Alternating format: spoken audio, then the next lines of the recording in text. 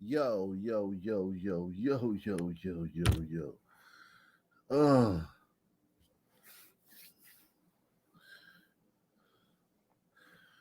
uh.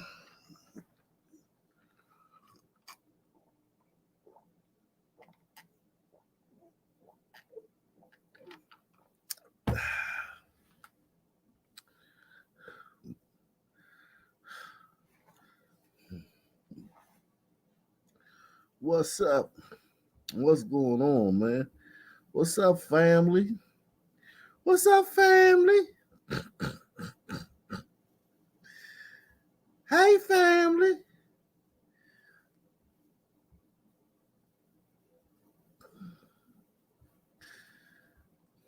What's Gucci?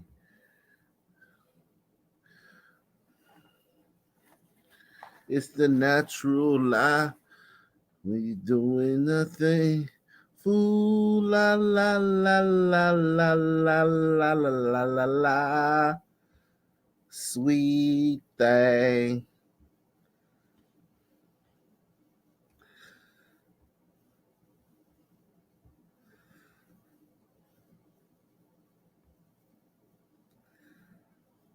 Fool la la la.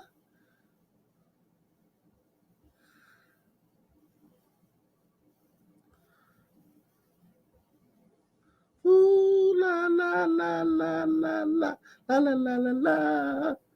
Sweet thing.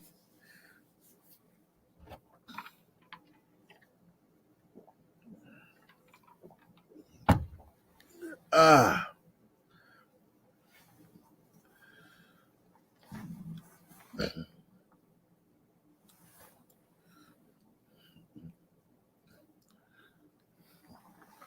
Mm. Oh shit.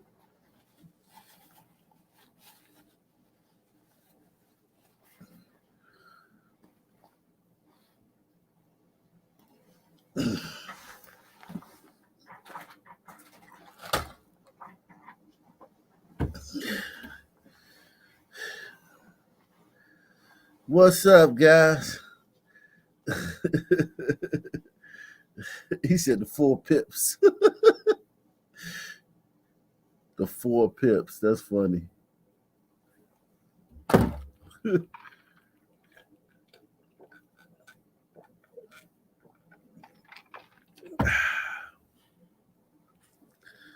He said I look like Ice Cube.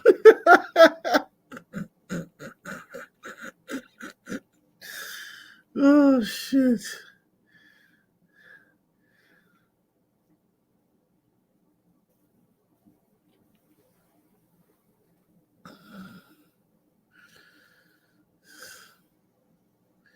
What's happening, guys, man? Salute to everybody watching on Rumble, man. Salute to everybody out here, man. We got on Rumble. We got Dobby Dosan. What the what the F? 5,000 side message. Southern Star. Salute to Rumble in his ear. Um.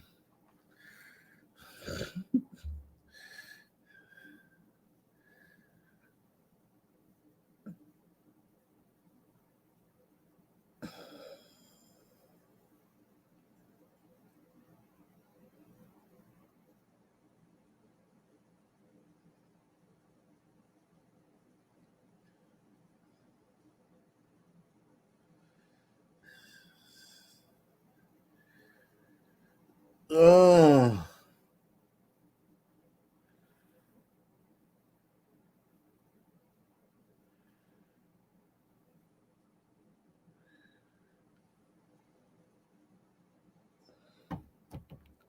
Yeah, Christmas was good, man. My daughter had a good time today, man. Too bad she had to go to sleep angry because it's time to go to bed, man. It's fucking 11 o'clock, man. Yeah, her ass gotta be in the bed. It's 11 o'clock, and she crying. She got to go to sleep. 2 years old. Salute to my man Aaron, man, with the 25 on the Cash App, man. Salute to you, man. Getting the ball rolling, man. Let's get there. Let's start. Let's get it rolling, man. Let's do the $5 Um, $5 challenge tonight. It's Christmas, man. My wife was like, "You can't take one day off for your family." I was like, "Man, the people need me, man. The people need me, baby." I did take the day off. It's nighttime, man.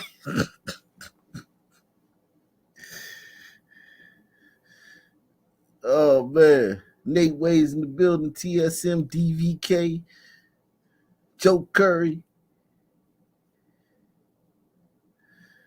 What's happening, man?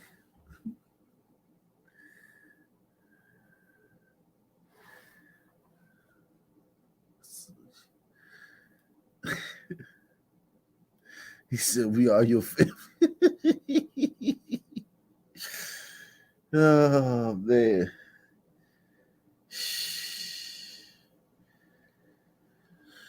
Oh my God, man. Nate Ways in the building, man. Our Nation Hall of Famer. Ho, ho, ho. Let's get this party started right, man. Christmas. Christmas is here and it's almost gone. In the East Coast time, it'll be gone in 48 minutes here on the East Coast.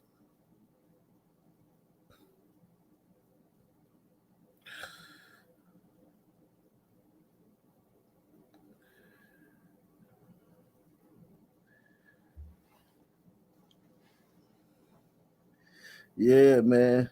These son, these son, these Sonistanians, man, they don't give a brother a chance to take a break, man.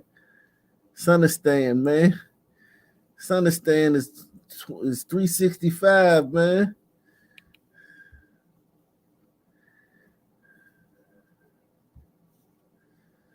Sonistan is 365.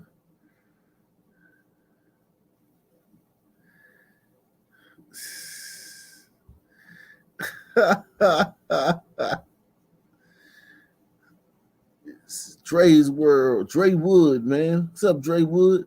Dre Wood got all them books in the background, man. We got a reader here, man. You got a son man that like to read, man. Salute to you, man. Any son man that like to read, man, you cool with me, man. There's so many few of you. Salute to my man. Yeah, man. Merry Christmas to you, man, too, man.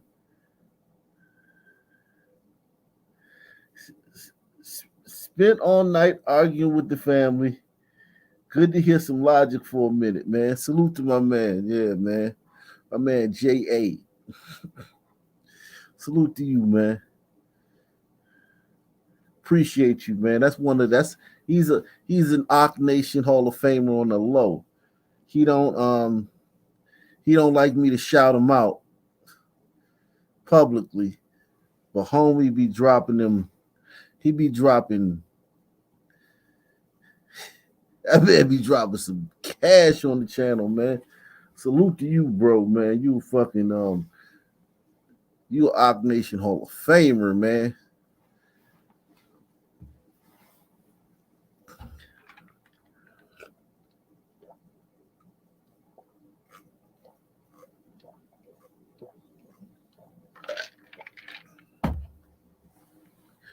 Yeah, to everybody that's having a messed up Christmas, man.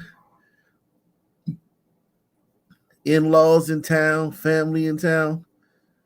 Listen, man. We here, man. We here. We here now, man. To put all that behind us, man. For a moment, at least for a moment.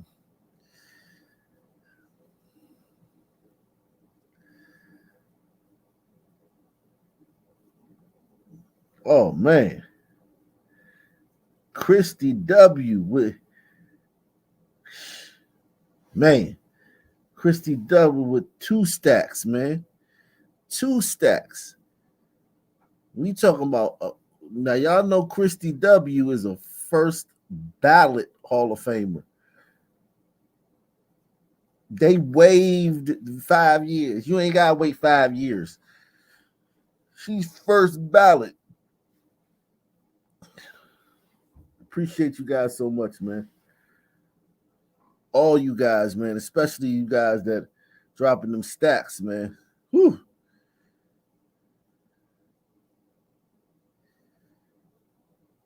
We going no, not 2 G's, 2 stacks, two two um 2 bills. That's what I don't know how the youngins say it. I don't know how the fuck they say it, man. But salute, man. Salute to everybody, man. Especially y'all, man, that the ones that supporting the channel, man. Salute to y'all, man. Whew. We gonna have a great show tonight, man. My little daughter, she finally sleep, man. Fucking 11 o'clock, man. Shit, man. I felt bad though, man. She was crying. Like, man, shit, man, you gotta go to sleep, man. She was crying, she was wailing. Ah!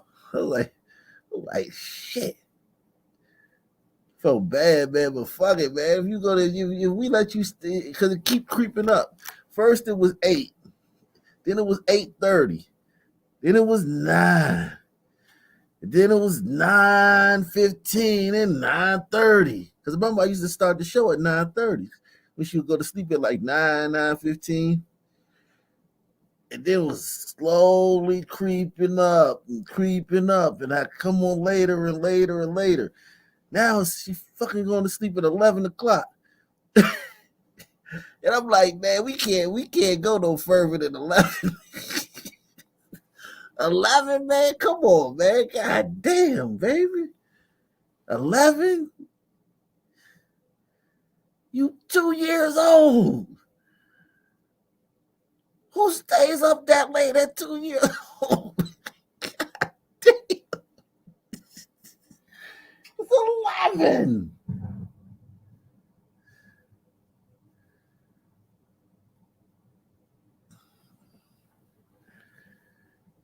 Jesus Christ, man. But I did feel bad about putting her to sleep. She was mad at me, boy. Woo, she was mad. But hey, man, we got sometimes a parent, and that's what I learned about being a parent. I didn't understand this. I used to talk shit about parents. I used to talk shit. No, fuck, why you don't just do this? Why you don't just do that? Now that I'm a parent, I'm realizing you gotta put your foot down, man. This I sometimes you gotta put your foot down, man. Like, fuck this shit. 11? You think you gonna bed at midnight at 2 years old? How you think this is, man? The hell do you think this is? You think you go to bed at 2 o'clock? I mean, at 12 o'clock and fucking. I had to be in my room at 9:30 when I was and I was in the fucking 9th grade.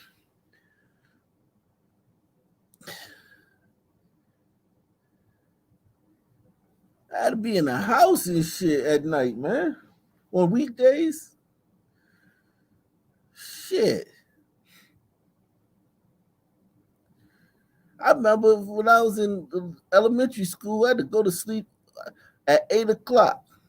Only day I could stay up past 8 was the Thursday when the Cosby Show came on. Every Thursday I got to stay up till 8:30. And I was too young. My mother wouldn't let me watch A Different World. So I just watched fucking Cosby Show and then go to sleep. And then on Friday, you get to watch TGI Friday and shit. Family Matters, Balky, Perfect Strangers and shit like that. But this staying up till fucking 11 o'clock at 2 years old, what the hell is going on, man? Shit.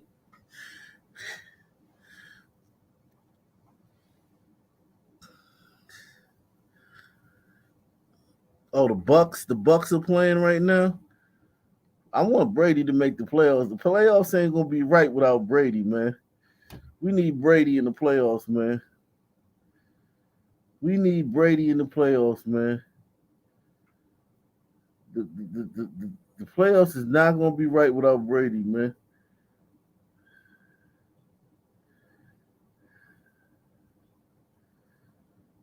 Todd Bowles is trending, so I'm thinking they lost.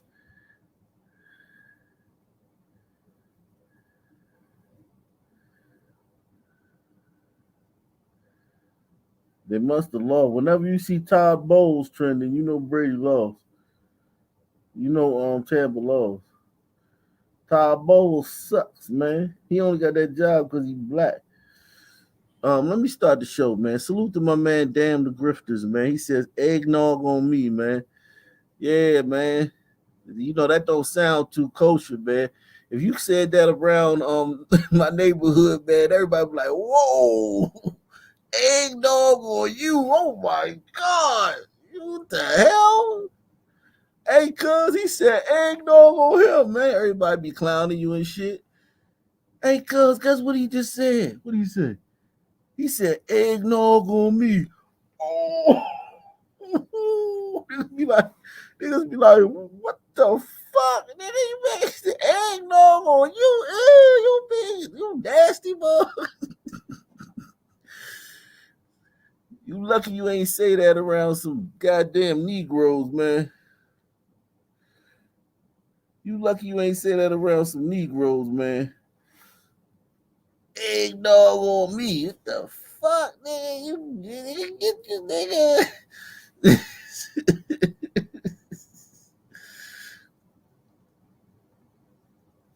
Yeah, man. You gotta watch what you say when you around Sunmen, man. They think everything gay, man. Um, yeah, man. I hope Brady make the playoffs, man. It ain't right, man. Brady keep everybody on their toes, man. We need Brady to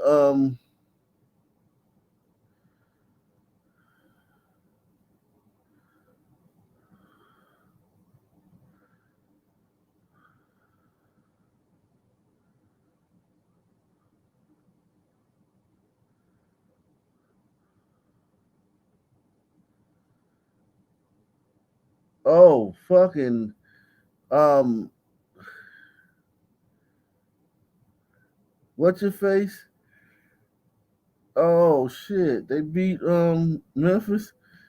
Job and talking all that shit and they still lost. They can't even beat Golden State Warriors.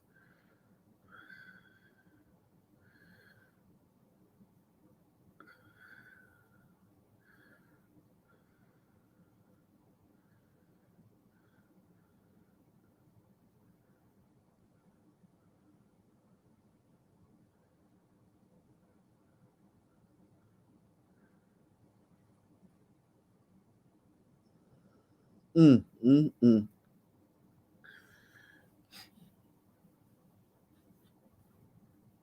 Let me get this started, man. Let me drop the link, man. Yeah, man. Nah, man. Salute to you. Salute to you, man.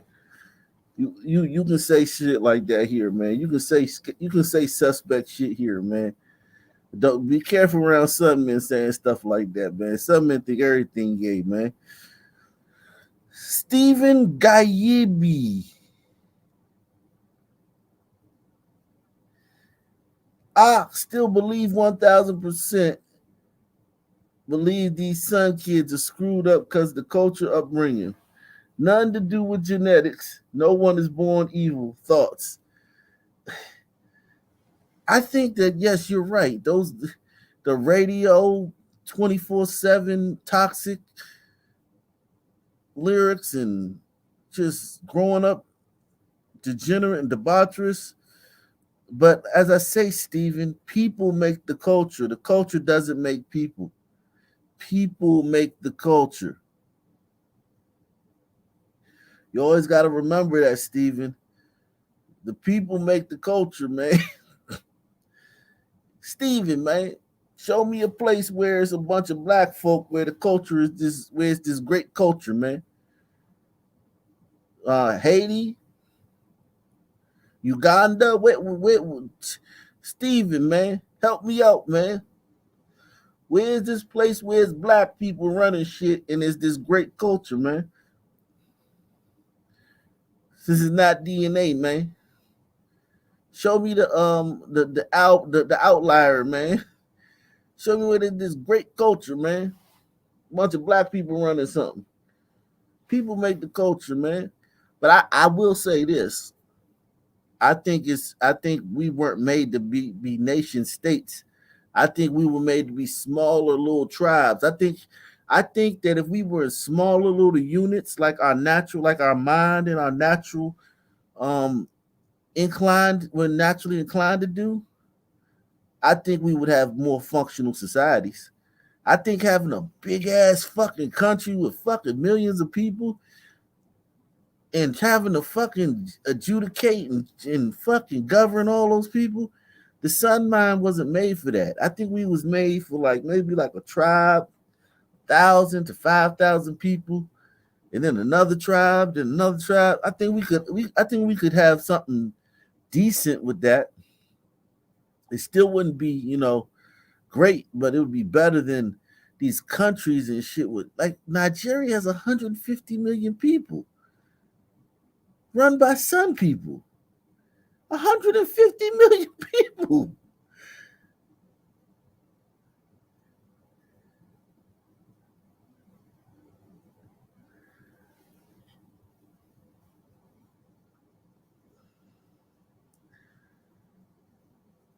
Virtual is trust says eggnog and Mr. told me, man, you dirty dog. You're crazy, man.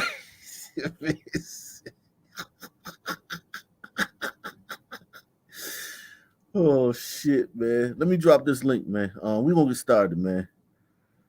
We gonna get started, man. Let me drop this link, man.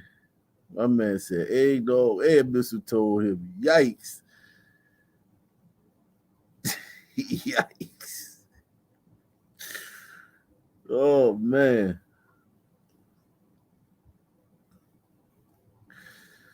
Oh God, man.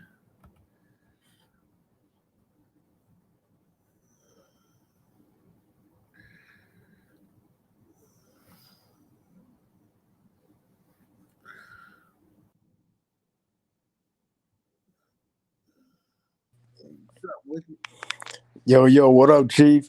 Yo, Chief, if Tom Brady loses, still gonna make Shannon cry again. Oh yeah, and yeah, Shannon, yeah, he's so mean to Shannon. Shannon never interrupts anybody. He never says anything to me. Shannon's just a big victim, man. That's how Skip be treating Shannon on that show, on that debate show, man. Right. Yo, the funniest part about that incident to me, I was on Twitter, Lamont commented on it. And he gave Shannon props because when he took off his glasses, I guess for not attacking him. Lamont knows. Lamont knows how the brothers coming. Who's Lamont? The guy they used to be on the Black News Network. What's his name? Lamont Peterson or something like that? Oh yeah, because they said he should have attacked him for Right. He gave him arguing about props. sports. He gave him Yeah, props because Lamont knows. yeah, he knows, man. Like, yeah, I jump across the table and attack you because you disagree with me about a sports topic. Salute to Stunner, man. Stunner, man. Merry Christmas, man. To you on Rumble, man. Salute to everybody watching on Rumble, man. Johnny Reb over there, TSM, everybody, man. Salute to y'all, man. Let me yeah, man. Son man always snitching on himself, man. Son man crazy, man. Um we and listen, man, people just don't understand. I'm a son man, man. I'm Sonny, man. I'm a son man, man. I wouldn't want to be nothing else, man. I want to be a son man, man. Right. I know exactly what you mean, Chief. I feel the same way about being Brito. You know? Yeah, man. I don't want to be nothing different, man, but it just is what it is, man. I mean, exactly. I mean, even us, we are who we are, and it Yeah, is what it is. it is what it is, man. You feel me? Like, look, we take the good with the bad, Chief. Yeah, you gotta take the good with the bad, man. Concerns over youth violence linger. One man going to wrong places and started. Damn, what the fuck? concerns over youth violence linger. One man is preaching a message of hope. He says he knows what it's like to grow up in a tough environment. make it out. Zach Merchant has his story. On Christmas Eve, Kim Bell thinks about his past. We've seen fights in front of our house. I've seen people get stabbed. I've seen dead bodies in the ground. He spent his early years in the 1960s living in the Kenilworth area of D.C. That's a rough area, Jack. That's a rough area. Yeah, I don't know what to compare it to, but the mentality is rough. Like, just son mentality, man. That's a rough area. They gangbang there, or what are they doing? No, this is just neighborhood. DC is just your clique, who you grew up with around your neighborhood, and the dudes that's from your neighborhood. DC is still neighborhoods. Right. So, like, if I ride through this area, what am I gonna experience? Well, you fine. I mean, they got a weed strip over there. They used to. I don't know now. Like, all my knowledge of this is from, like 10 years ago or something like that. But I used to get weed from over here. You stop, you pull up, like 20 dudes run to your car and all like trying to sell you their bags. Some of them throw the shit in your lap, try to force you to buy it. Like, yeah, no bullshit. Like, it's like you run up there, you go up there, it's like and try to go on the weed spot. It's like mosquitoes. So it's like, you know what I'm saying? And they got a lot of, a lot of sun activity, a lot of, shooting and killing and shit. What like if that. I want to buy some heroin?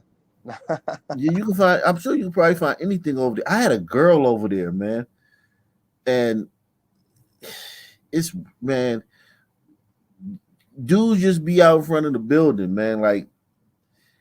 It's very intimidating, man.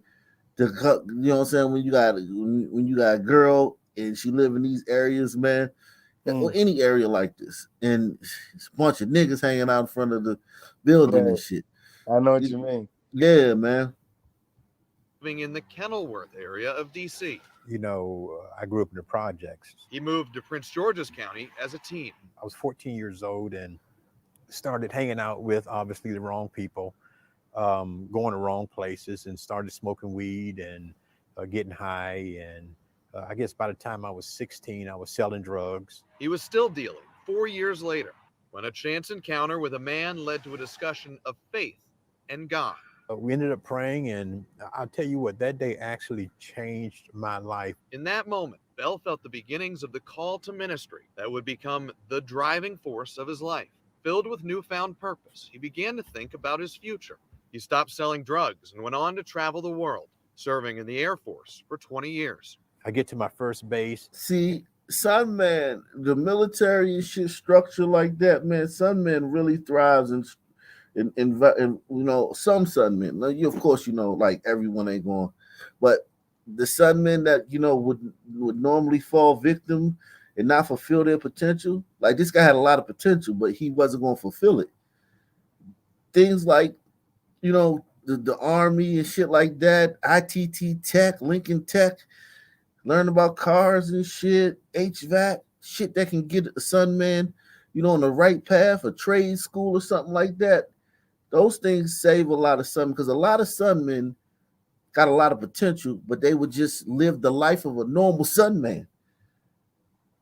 You know what I'm saying? Because we're base. We're base. When I say base, we like, we're like a basement, like whatever the definition of base, the bottom. We always find the bottom. Like they follow what's around them type of deal, maybe, right? Yeah, we follow the least common denominator. Right. See, what about ROTC, Chief? Yeah, ROTC, shit like that. A lot of son men do well with that type of stuff, and them ain't programs. You know what I'm saying? Them ain't some, the ex-con niggas with the programs and shit. That's just regular shit. You don't need programs. You need just join ROTC. Go to Lincoln Tech. You know what I'm saying? Do some shit. Go to trade school. Get a CDL. You know what I'm saying? Shit like that. You don't need these fucking programs. The programs don't do shit. They kind of address the ones that are beyond the resolution. You know what I mean? Right, exactly. They put out are for people that already, it's kind of like what is it, like a dog that takes blood, right? Yeah, exactly. It's just, but still, it still don't work. serving in the Air Force for 20 years. I get to my first base and immediately go to the chapel and start working with the young people there. He started a family and is now back home. Wow. Beautiful family, man. Look at that, man. He was gonna be dead or in prison. And if he joined the fucking army and he fucking, well, I forgot what branch it was he's doing, but whatever he joined, it was and look what happened. He got a beautiful fucking family, man. And is now back home, minister in Prince George's County. Very blessed life. Bell's life completely transformed by a chance encounter with a man who opened his eyes to his calling. Now, as the DC region grapples with a wave of youth violence and victims, he's calling for adults to do for them what was once done for him. If you're just shown a little bit of your purpose, just you know, what was I designed for?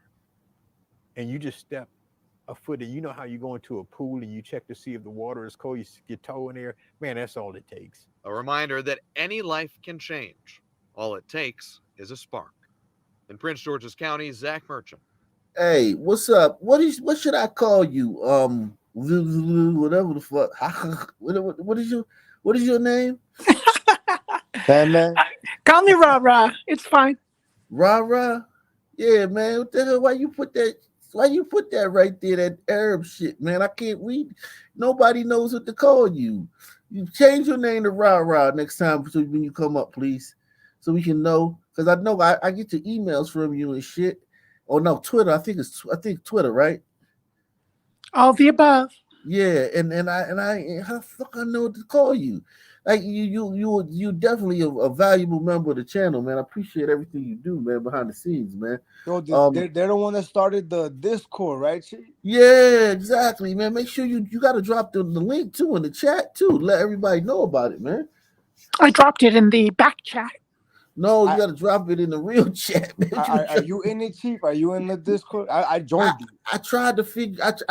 They asked me for a blood sample, man. I couldn't. I asked me for so much shit, man. Yeah, I know. I'm not used to that shit either, but I joined it though.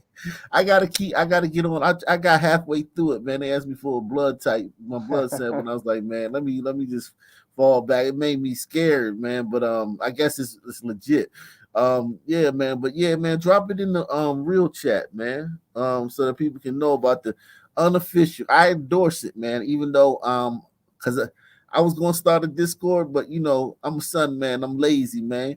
And so like Ra Ra started it, man, and you know, y'all go over there, man. Unofficial Ock Nation Discord, man. The unofficial official Discord. Yeah, man. I endorse it, man. Put like this, I endorse it for now, man. If I hear, you know, y'all over there, you know what I'm saying, doing hate speech over there doing that. Oh yeah, they better not be doing no damn hate speech over there, y'all motherfucker. Be nice to everybody, man. Say that. Right, we all the same. We all the everybody's the same, man. Yeah, man. No talking about the juice crew, man. Y'all talking about the juice crew, man. I'm not endorsing y'all no more, man. Right. We can't afford that. No problems. Yeah, man. He said Arab women are beautiful. Well, here's the thing about Arab women. Arab women are just like any other one. When they hit, like an Arab woman that's beautiful is like one of the most beautiful women in the world. But Arab women as a whole, it's hit or miss, man. Right. I promise you it's hit or miss. They be having them eyes, though. No lie. I love that black ring around their eyes, man. Like, and my wife, she not Arab, but she got that. I love that black ring. You do have that, Ra, that black ring around your eyes? Ra? I don't know, man. But I love that. You know what I'm talking about, though? No, I don't know what you mean. It's but like they got they got like smoky eyes, right? Oh yeah, like a natural eyeshadow. Yeah. They got I think I know what you're saying. Yeah, it's like dark. Their eyes, the area around their eyes is the skin around their eyes is dark, and it's like I never noticed that. Oh yeah, man, that's very, very attractive, man. But yeah, and their hair is their hair different than gliders. Their hair is like much straighter than gliders, and it's dark and it's full, And it's like, you know what I'm saying? It's like, yeah, man. I think after Umbritas, they got it for me. They number two. The Yeah, solid no two. doubt. They got similar traits to Umbritos, They do. They Umbritas, do. except it because you know they got the little bit of the admixture, the Sunman admixture. So they got some trait, but they have a whole different aesthetic and a whole different Yeah, I appeal feel you. than Sun Sisters, man. But yeah, man, it's hit or miss with them, man. But yeah, he said, yeah, salute. Yeah, they Arab woman when she hit, they beautiful. When you find a beautiful Arab woman, it's like it'll put you in a trance, man. That's for real, man. So what's up, Mayo? What's going on, man? What do you think Merry about Christmas, everybody. yeah, Merry Christmas. what do you think about our son, man? Army guy, man. Oh, the Air Force guy? Yeah, Air Force. That's what it was. The Air Force. Great. I mean, honestly, man, I would say 10 years ago, it was probably a positive thing. But now the military isn't disciplined enough to make a difference. Well, they gotta tread lightly, Mayo. They can't fuck up, Well, I mean, unless do you want fighters or do you want bullet catchers? Because you can't have both. Well, I agree with you, but I think you agree with me when I say that society has, decided that you can't be, I guess, rude to people. You can't hurt people's feelings, etc. That's been that way for a long time, but the military never. That wasn't part of the military. Well, it is now, brother. Oh, I know, and that's the problem. Because how do you rebuild something if you can't break it down? Which was what basic training used to be all about. To literally beat the idiot out of you and the asshole out of you. Hey, back when he went through, they were allowed to hit with an open hand. Drill sergeant was allowed to hit you with an open hand. Could you imagine a white drill sergeant hitting a black soldier with an open hand? Black ones hitting white ones, and Puerto Rican ones hitting white ones and black ones. That shit don't matter in there, man. That shit really don't, or at least it didn't matter back then. Yeah, but now it'd make a hell of a video on social media, Oh yeah. Yo, that would take down. That video could potentially take down our Air Force, man. It would break the internet. People would be like, just get rid of the Air Force off that one video. Oh, they need to get rid of the Air Force anyway, but that's another story. In the Air Force for 20, Zach Merchant, WUSA 9. When 9-year-old Bobby Wilson learned about invasive lanternflies, she knew she wanted to help save the trees in her community. This one again. When she was outside of her home in Caldwell, New Jersey, doing just that back in October, her neighbor called the police. Now, Bobby's mother, Monique Joseph, intervened when the police arrived, and afterwards, she decided to speak out about the incident at a city council meeting. Take a look for yourself. Based on everything that has transpired, I am concerned and outraged. I want this to be a teachable moment for our town on racial bias, diversity, equity, and inclusion, and how we together can ensure that go forward, little Black and brown children. Yo, this is that one where the girl was spraying them flies. One person, your neighbor, a person you know, like called the police on your daughter. Like, that's it. It was that one person that you knew. And she gets in the fucking town hall meeting about this shit and tries to look how these sisters, this is a sick woman right here. I look at this woman as if she's a demon. Because she has been waiting for this moment since she moved in that neighborhood. Yes. At night, she prays that this will happen. She's a demon. This woman is a sadistic, god awful, wretched human being, demon, shit stain. Because if her daughter got shot by a Sunman straight bullet, she'd be like, I forgive him. She would forgive the Sunman for shooting her, killing her fucking daughter. But she can't for this guy. She gotta fucking make all white people suck because it's what her neighbor that she knows did. Council meeting. Take a look for yourself. Based on everything that has transpired, I am concerned and outraged. I want this to be a teachable moment for our town on racial bias, diversity, equity, and inclusion, and how we together can ensure that go forward, little Black and brown children in this town can feel safe in this community. And here with us today to talk more about what happened and how the community has since responded are Monique Joseph and Bobby Wilson. We want to welcome both. Oh, God. Look how happy she is. They're so happy that this happened. Yo, she got the brand new veneers. Did you see all the gliders in the background having to hear her talk? Yeah. It was all like, gliders. Fuck. And that one activist that was with her. Because you know she's an activist because she's wearing an old fucking army jacket. Everybody's like, fuck. Like, shit.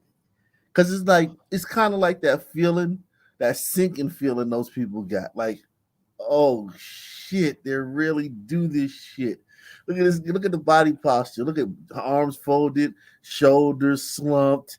Everybody's got terrible body language. Everybody's dejected. And everybody's like, oh, fuck. They really do this shit. Oh, like, because you see it on TV and you see it everywhere. And you might even believe that, like, it's racism. They're experiencing those racism. And then you, oh, so this is what, oh my God. These people are fucking demons. And it's too late because now they're there. You can't get rid of them. Responded are Monique Joseph and Bobby Wilson. We want to welcome both Monique and Bobby. Welcome. Bobby, thank you. Good to see you. So nice to have you. Monique, let's start with you. We've seen the body cam footage, but I want you to walk us through what happened from your perspective back in October. So that was early in a Saturday morning around 11 o'clock a.m. Bobby went out with her homemade solution to kill the spotted lanternflies that were infested onto the trees that we on our street. A couple of minutes later, I decided to go out and join her, and that's when I noticed that I saw the officer's car slowly passing my home and stopping at my neighbor's home. A couple seconds later, because he was called there. He came because your neighbor called him. And did you see that spray bottle, Ock? Yeah, it looks weird.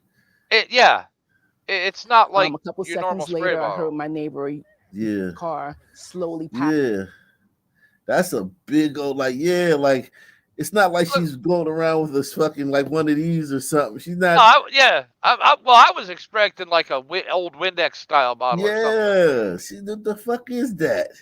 There's no spray. There's no pump to spray. It looks like a fucking jug. But anyway, whatever she's doing. I had those bugs. They're called bagworms. That's what I thought they were called, bagworms. I used to have shrubs at my apartment, on my deck when I had an apartment, and I had all these big, beautiful shrubs, arboretum shrubs or whatever the fuck they call, and bagworms got on them. And you take a solution of, I think it's soap and water and Dawn dishwashing liquid, and water, vinegar or some shit, and then you spray them, and it kills them. But that's the only thing that can kill them. Like you can't kill them with like any kind of thing you buy at the store. But yeah, they wrap themselves up in these little bags and they just sit there and they kill your trees. When they spawn, they eat and kill your trees. But I think this little girl was doing the right thing because you have to kill them, because if you don't kill them, they'll just multiply. But it's just weird. Like the guys are probably like, what the fuck is she doing out there? Passing my home and stopping at my neighbor's home. A couple seconds later, I heard my neighbor yell to the officer, "Go get her." And that's what caught my attention initially, right? So as I saw the officer approaching Bobby, I'm computing and I realized that he's stopping to talk to Bobby. So she's engaging with him. And I say, officer, please don't. That's my daughter. She's 9. She's a minor. By the time I got there, he'd asked Bobby a series of questions. He immediately let me know that she was okay. I was okay, but that he was recording. He had a body cam on. And in that moment, I asked, why are you recording? And he said he had a report. Why is he recording? You begged for body cam. Y'all. This woman. Oh my God! So much bullshit. They begged for body cams, okay? In 2018 and 2019, and then 20, they demanded body cams. So everyone has body cams now. They're always recording. That's why he's recording, because you begged for them, because you wanted the world to see how you're treated by racist cops. And all we've seen is you acting like jackasses over and over again. That's all body cams show. Thank God he had it on. She would have lied. If he didn't, she would have lied. Definitely lied on him. Oh, and she would have accused him of being offensive to her daughter and all this other bullshit. Yeah, aggressive, and he was she's a child. He treated her like she was a grown woman. But that he was recording. He had a body cam on. And in that moment, I asked, why are you recording? And he said he had a report that someone was. And you must have been livid. I mean, immediately when I heard of this story, I covered the Tamir. He had a report that what? Hold on, listen. But that he was recording. He had a body cam on. And in that moment, I asked, why are you recording? And he said he had a report that someone was. And you must have been livid. I mean, someone was what? Did you hear that? She's trying to hide something or what, Chief? It's okay, but that he was recording. He had a body cam on. And in that moment, I asked, why are you recording? And he said he had a report that someone was. And you must have been livid. That someone was. All right, fuck it. I mean, maybe she's nervous. And he said he had a report that someone was. And you must have been livid. I mean, immediately when I heard of this story, I covered the Tamir Rice story. I thought about that incident there. Oh, shit. You thought about Are you fucking serious? Oh, shit. What, so she had a gun? She had like what, toy gun too? He pulls up and turns the body cam on for any interaction with the public to cover his butt, to cover your butt, everything. She said she thought of Tamir Rice. And if you haven't seen my video on Tamir Rice, man, I broke that thing down like a bionic compound. That video is on this channel, actually. You gotta see my video on Tamir Rice. Did you see that, Wicked? Yeah, where he was like in a super rough area, and he was walking around with that like gun pointing it at people. I'll play. You know what? I'll play my Tamir Rice video because I had to. Well, actually, you know what? I don't. We just got back on this channel, man. I'll put the link in the description box, man. Because they might not like what I did about that, man. But yeah, my Tamir Rice video, I'm gonna find it and put the link in the description box, man. Yeah. But, and what changed that whole story for me with Tamir Rice was when I read the autopsy and saw how big that kid was. Yeah, I mean, and that kid was adult size. How big was he? Like 5'7" and like what, like 180? How old was he? Like 10. But he was in a very, very rough part. Yeah. And the guy who called the guy who called the police on him was a black guy because he was brandishing a gun. He took the orange piece of the orange tip off, so now it looks like a real gun. And he was pointing it at people. Pointing it at he was 12. That he didn't know. He wasn't pointing at his friends horsing around and him and his buddies there playing. He was pointing it at people he did not know. So that a black guy called the police and said, a guy just pointed a gun at me at the park. And the cops rolled up and Tamir reached in his waist and pulled out the gun and the cops shot him. It was a 1 second interaction. I mean, they didn't even stop the car. When they pulled up, he reached in his waist and pulled out the gun, and the cop just shot his ass. Yeah, but my problem, Ike, is if he was a white kid, they would have taken the Burger King. True indeed, true indeed. So it sucks for him, man. He should have been born white, man. He got That a white fucking privilege. Big Mac. Yeah, man. Yeah. He got a Big Mac. He's got a man. Whopper. Yeah, man. Sucks, Hey, I man. got the link out on Rumble for you What on what link? for your Tamir Rice video. Oh, put it in YouTube for me, please, man. Thank you, man. I was looking for that shit, man. Yeah, there it goes. Yeah, I found it. Yeah, I got it. Yeah, here it is. Let me drop it. But I think it's important to just say he didn't deserve to die. True indeed. You gotta say that. You have to say that. This is the link to my Tamir Rice video that I'm dropping, man.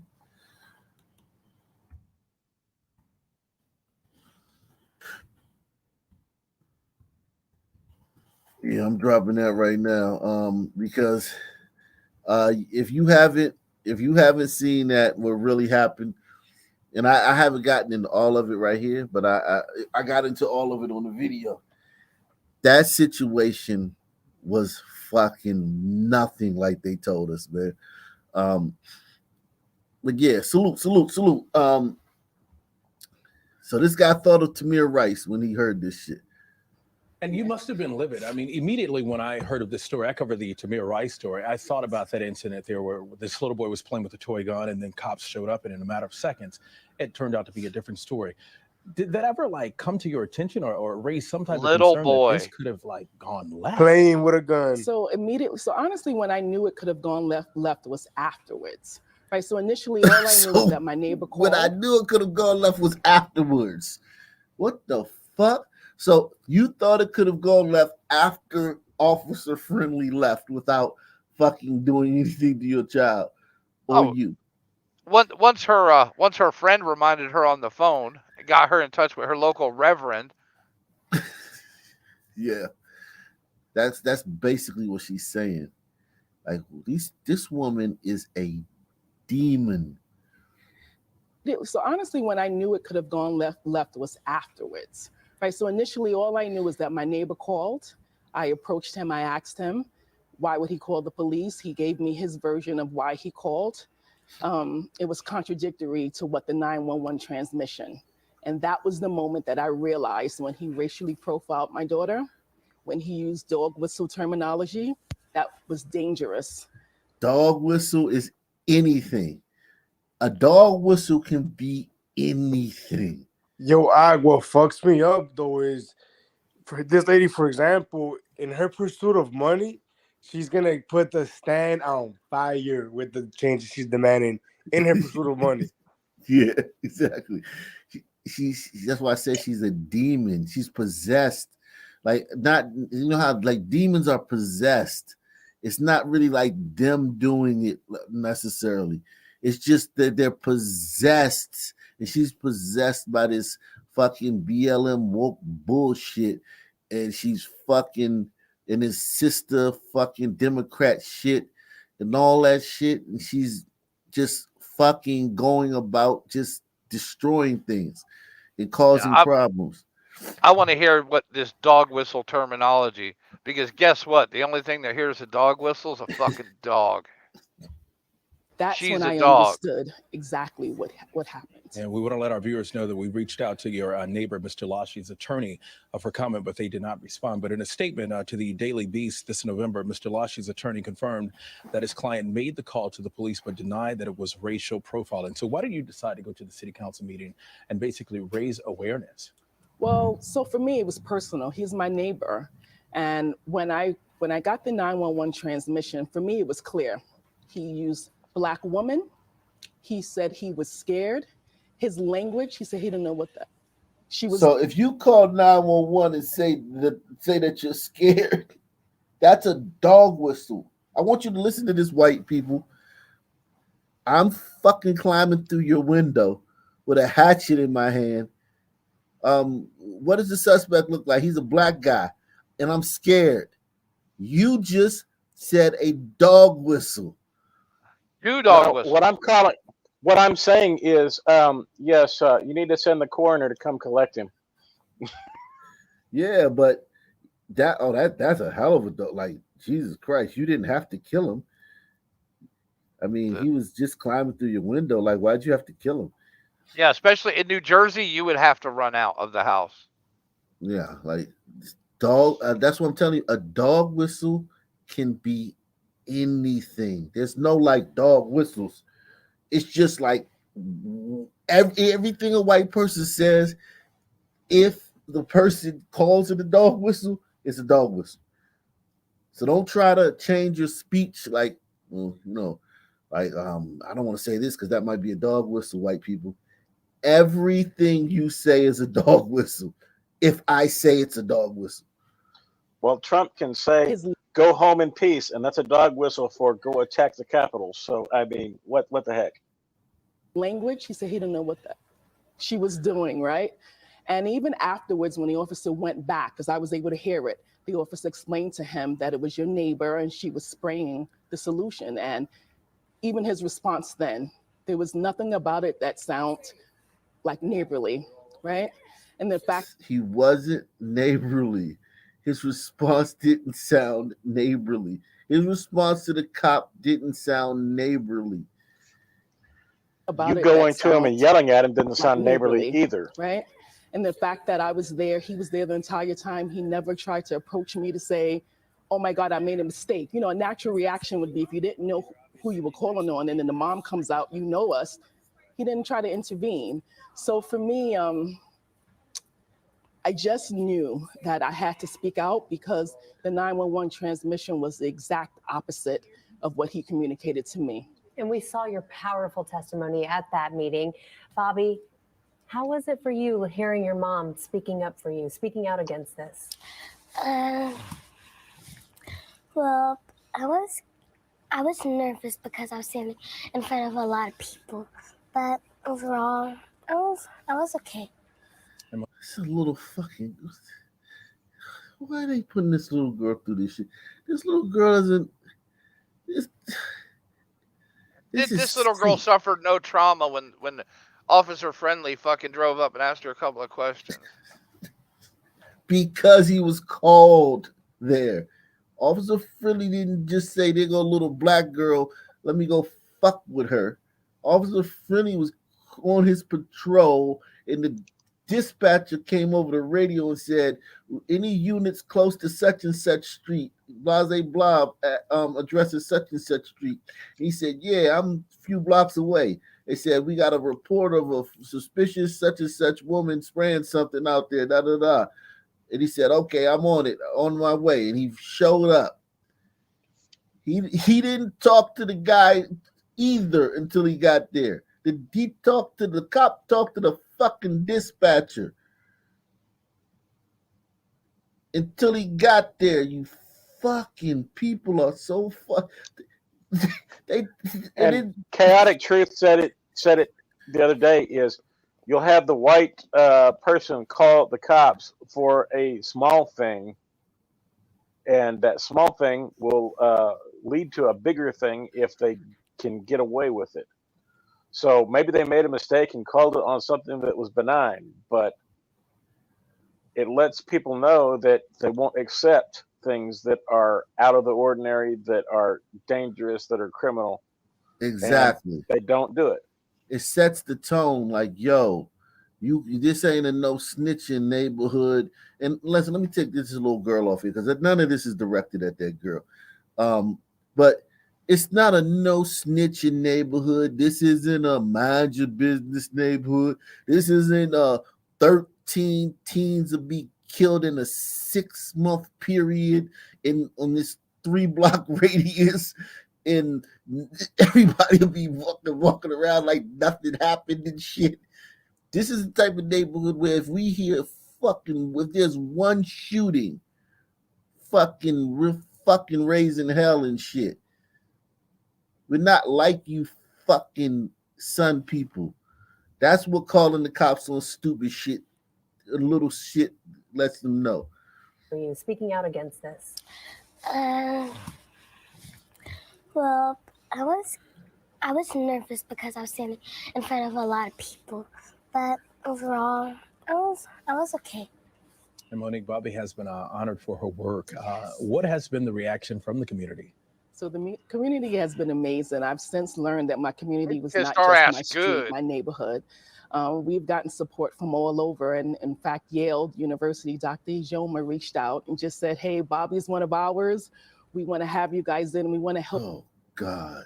All of these people got into Yale.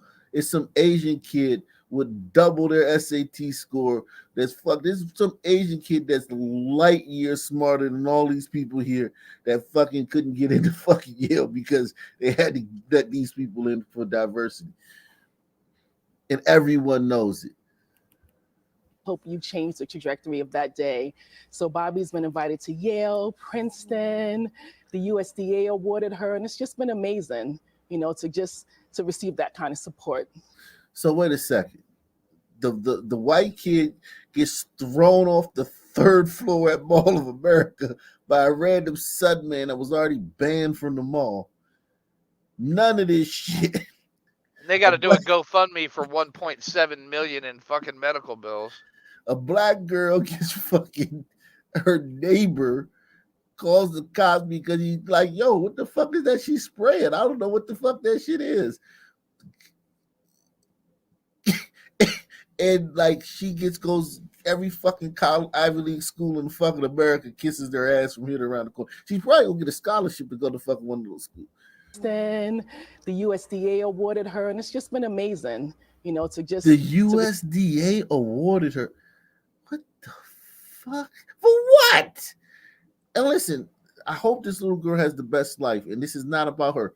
But what did the USDA award her for? For killing the lanternflies. They're an invasive species. Oh, okay. Well, but see, there's already weird shit here because was she catching them or spraying them? Now we got 2 stories.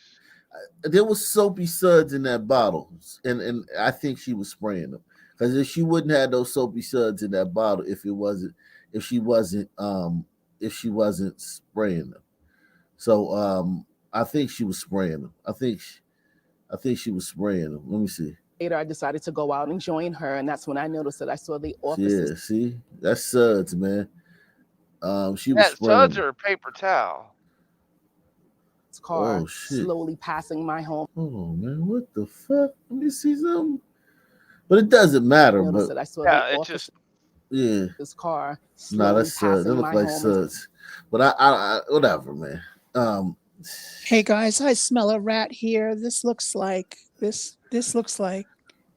know that by proxy syndrome sort of fucking thing. This is like a political version of it. Yeah, definitely, man. Salute to How Dare You, man. Happy Merry Christmas to you. Brown Sugar, what's up, man? Hey, Merry Christmas. Merry Christmas to you, T. Whatever. Go ahead, man. What's up? I want to say that little girl, she is super adorable. And oh, yeah, definitely. And she carried herself, you know, really good and really well. And I could tell she'll grow up and, you know, won't give us any problems. Absolutely. But, I mean, I don't know how they got this far where they actually sit on a TV show about this situation. It could have just all got resolved right there on the sidewalk and no one would have known anything about it. And this is 2 months after it happened. There's a Christmas tree. This happened in October. There's a Christmas tree on the fucking stage. These people are sick. What's up, Marcy? Marcy, like, what would you have done, man, in this situation, man? What do you think about this? I'm just checking in. Okay. Salute to Jerome B, man. Al Jarreau, man, one of my favorite artists of all time, man. Salute to Jerome B, man. Well, Bobby, we're going to tell you right now, you're a rock star. You are a rock star. You keep doing the right thing and looking out for your community, and it's all going to work out for you. And did I hear you want to be a scientist when you grow up? What kind of scientist do you want to be? I'm just 7, man. Stop asking me all these deep questions. I don't know what I want to be when I grow up. Exactly. Yeah, like what's she supposed to say? A paleontologist, archaeologist? She's a little girl. You could have just said, "Oh, that's so great." Supposed to say ballerina. Still trying to figure it out? Yeah. Tell her what you want to do. Tell her what you want to do. Well, I like mixing stuff, kind of like how I made the liquid for the lantern flies. Oh my, okay. Bright future ahead. They come up with the next vaccine or something that we need for the Oh country. God, yikes! They're Wow. already fucking And trying to get her to make a vaccine. If the guy had come out, this is sick. if the guy had come out and talked to her on the street, the mother would have come over there and said, "Why are you talking to my daughter?" Oh yeah, definitely. Imagine a grown man that doesn't know this girl, because she says they're neighbors. They don't know each other. No, she just moved into the neighborhood. She Yeah. fled Blackistan, and Yeah. she shows up in these white people's neighborhood. Imagine the mother's reaction 3 blocks of away. this old white guy just walks up and starts talking to her daughter on the street. Who would call the cops faster? Yeah, she would have called the cops. But here's the thing, though. That was sick what he just slipped in right there. That was sick about that vaccine. Yeah. Make the next ouchie. That was sick, man. They're trying to make black people be the face of a lot of terrible things. Vaccine or something that we need for the country. Oh my, okay. Bright future ahead. They come up with the next vaccine or something that we need for the country. Wow, and she's shaking her head. Yes, I love that. Oh my God. I want to vaccinate everybody from racisms. Listen to this exchange right here. Oh my, okay. Bright future ahead. They come up with the next vaccine or something that we need for the country. Wow, and she's shaking her head. Yes, I love that. She's shaking her head. Yes, I love that. Oh my God.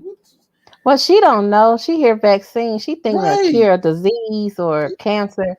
He talking about some other stuff. He talking about some shit they're gonna like. And he's like also the using the vaccine. wrong terminology. It's nodding your head yes. Shaking your head means no. Thank you, Bobby, and the best of luck to you, and also thanks to you, Mom, as well. Mm-hmm. Well, hey there, G. These people are demons, man. Okay, could I interject here just a second? The only bug play I ever seen in the laboratory was neurological laboratories. They had gnats in them, and so they would do their microbiological tests with them, and then they would kill them off with like CO2 gas. Oh, what are you talking about? Bugs? Yeah, I mean, it's the only bugs I've seen in a laboratory setting at UCSF. Oh wow. Damn. Yeah, man, that's deep. Let's see. When I grow up, I want to make a chemical that Remember you the not janitor. overdose when you take heroin. They have that Narcan. Oh man. yeah, that's right. My Yeah, they already invented that, man. I think something like it. You want to make a better version of it, right? Improve on Narcan.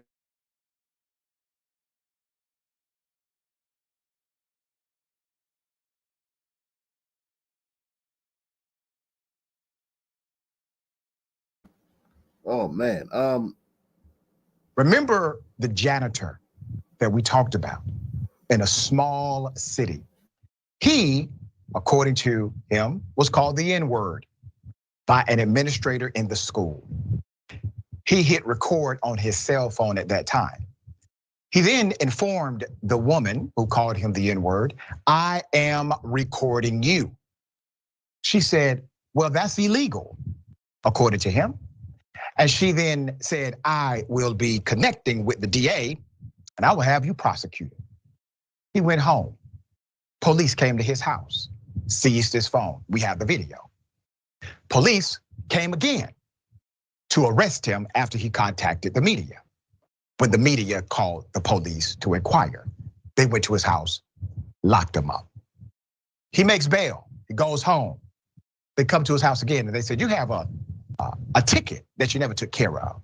There's another issue." Now that same janitor has been arrested again by another agency. The unbelievable story. of Let me take you unpaid to the parking first video. tickets. Is he in a two-party consent state? Apparently Absolutely. not. Two-party consent state would mean both parties have to agree to the recording. Yeah, yeah. Like California. Yeah, it's all the leftist states because they don't want you Man, recording how with can I public help you? officials. Come answer the front door, please. Receiving calls from here. No one called you. Again? Why are you here? Because you called us. Nobody called you. Yes, you did. Nobody called you, sir. Well, I confirm with you. So please come down to the front door. I'm asking you why you here. I already told you because someone called us here. Nobody called you, sir. Well, come to the front door. That was the latest incident. According to the police, somebody magically called them to the house. The man in question said, nobody called you from this home. Why are you here? Now remember the context. They have already harassed this man multiple times. And then they come to his home at 2 a.m. All right. And so probably let the me cops give you, let's had put this no picture up idea full mask. what was going Then I'm on. going to They give just you got a call. some more background and a foreground. All right. Custodian at Poconos Mountain West Junior High School in Pennsylvania, his name is Galvin Dudley, was arrested on December 8th for recording a conversation with another employee at the school. Last night, he contacted Indisputable and said he was arrested again. Now let me take you to the second video, because according to Mr. Dudley, the police forced themselves inside of his home without a warrant. Here it is.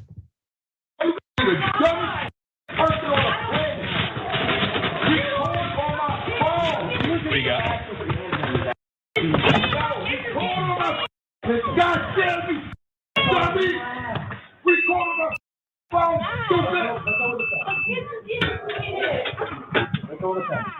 No, I ain't do nothing. The yelling and screaming would have been enough of a exigent circumstances to go in. For what? Hey, if they got a 911 call, they have to.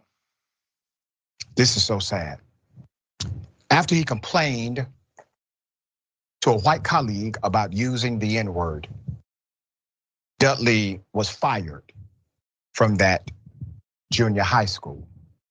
Dudley says when he told her he had the recording, that's when she threatened to get the district attorney involved and have him arrested. The cops did show up at his house. It looks as if they made good on the initial threat. Here's that video.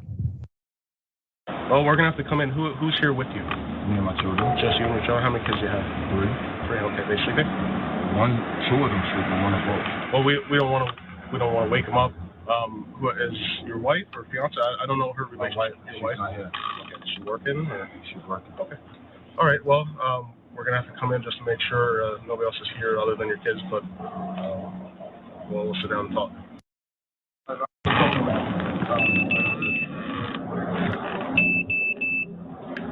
Morning.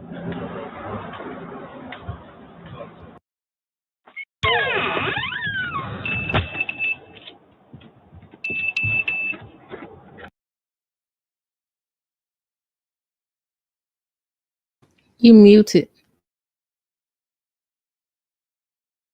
I think the son, man, may have issues with the law on other things, like he may have warrants for other things.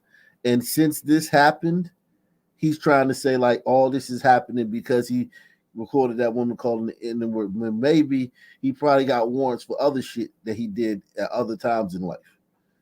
You know what I mean? Yeah, Because this doesn't make sense. Yeah, he did the recording and then told somebody, but we haven't heard that yet. Yeah, they're not telling us. This could be just like, he could have a warrant for like some shit domestic or child support or something like that, and he's trying to like make it seem like, see, look, they fucking with me because I told because the white lady called me the N-word and I recorded her. So now the cops are coming to my house every day harassing me because that's what happens when you record a white lady who called you the N-word. I mean, cops just come to your house every day and harass you. You know what I'm saying? No, everybody knows that, right? Hit one if you know that, right? In Pennsylvania, it is illegal to record somebody without their consent. Yeah, but that shit is like a cop in Pennsylvania ain't fucking with you over that. No, but I'm sure somebody plugged his name in the computer and it popped for his unpaid tickets and shit. Yeah, but it's a misdemeanor, maybe a fine, and you confiscate the recording. Nah, listen. Let me tell you something. Cop in Pennsylvania ain't fucking with you over that. They're not gonna fuck with you over that. Cop gonna laugh at that, man. They don't. These little towns like where he live at, like where you got this is probably a majority white area. This is because it's rural in Pennsylvania, so it's probably nothing but white people out here. You rarely ever see a fucking cop, and when you do, they always trying to like just mitigate you. They never like, you know what I'm saying? Like this is what they're doing is for something else. This is something else that's going on in his life that he's trying to make it seem like has something to do with the incident at school. I promise. If he do have a record of her saying N-word, she want that tape. She want that to be out of his hand. No, but what I'm saying, here's the thing about that. Let me just like this recording, right? There's no way I can stop you from having it. All you got to do is save it on your hard drive, save it on your Google Drive, email it to yourself on another email account, email it to all your friends, text it to all you. There's no way that by taking that recording, a cop knows that's just this is not for that. All you gotta do is email it to your wife and CC everybody in your fucking phone list and send it to them. And they come take the original one, and you're like, all right. Yeah, I got copies. There's no way a cop is tripping off that.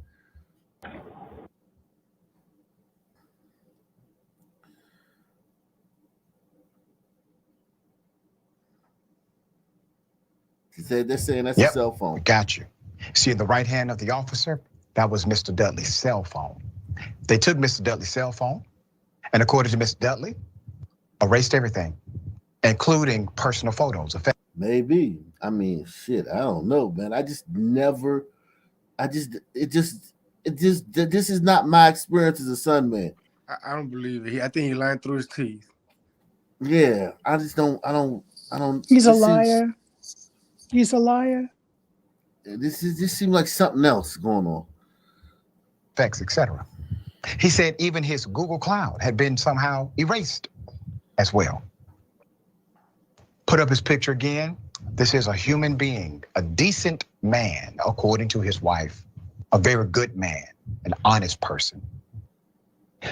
What caused this whole thing? A student lost a wallet. A student lost a wallet. Dudley says the administration requested that he come to the office for computer training. So he gets to the office. He says he was actually excited to learn a new skill. It was a setup.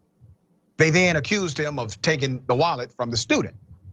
He said, I took no wallet. Don't have a reason to take a wallet. No wallet was found on him. And out of all of the arrests, ladies and gentlemen, since that incident, you know the one thing he has not been arrested for? Stealing a wallet. Okay? On December 6th, Mr. Dudley filed a written complaint at the police station about Detective Miller. Let's put up that official complaint. The complaint reads in part, on November 23rd, 2022, 2 detectives came to my house with a search warrant to search my home and vehicles. They took my phone instead of investigating the woman who used racial slurs and harassed me with disrespect and humiliated me. They violated my First Amendment rights. Now, Dudley faces many new charges after yesterday's pre-dawn raid at his home. Let's put it up. Dudley also received a ticket in the mail from the local police department. According to the police, he had a suspended license on December 7th. one day after he filed his complaint with the police department. Dudley did show indisputable a valid driver's license that we confirmed.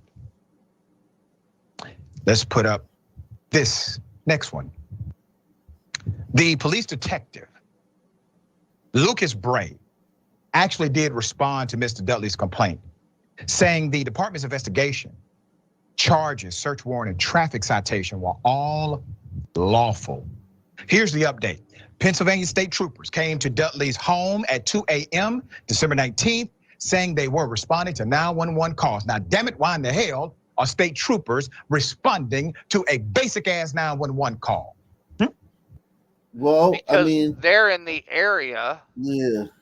This is rural. This is rural Pennsylvania. This is not like fucking Philadelphia or Allentown or some shit like that. This is the Poconos. If you ever been to the Poconos, it's like you can buy fucking a plot of land up there for $100,000. It's so much fucking land, vacant land up there. It's mountains and canyons. Yeah, I've been to the Poconos too, man. And you know, I've been through all through the Poconos, man. It's windy roads with like no fucking lines, no yellow lines in the middle of the road, two-way streets with no yellow lines in the middle of the road. Like it's like, yeah, literally like, yo, if you make a wrong turn, you're fucking lost. No You're phone not just signal. lost, you're lost.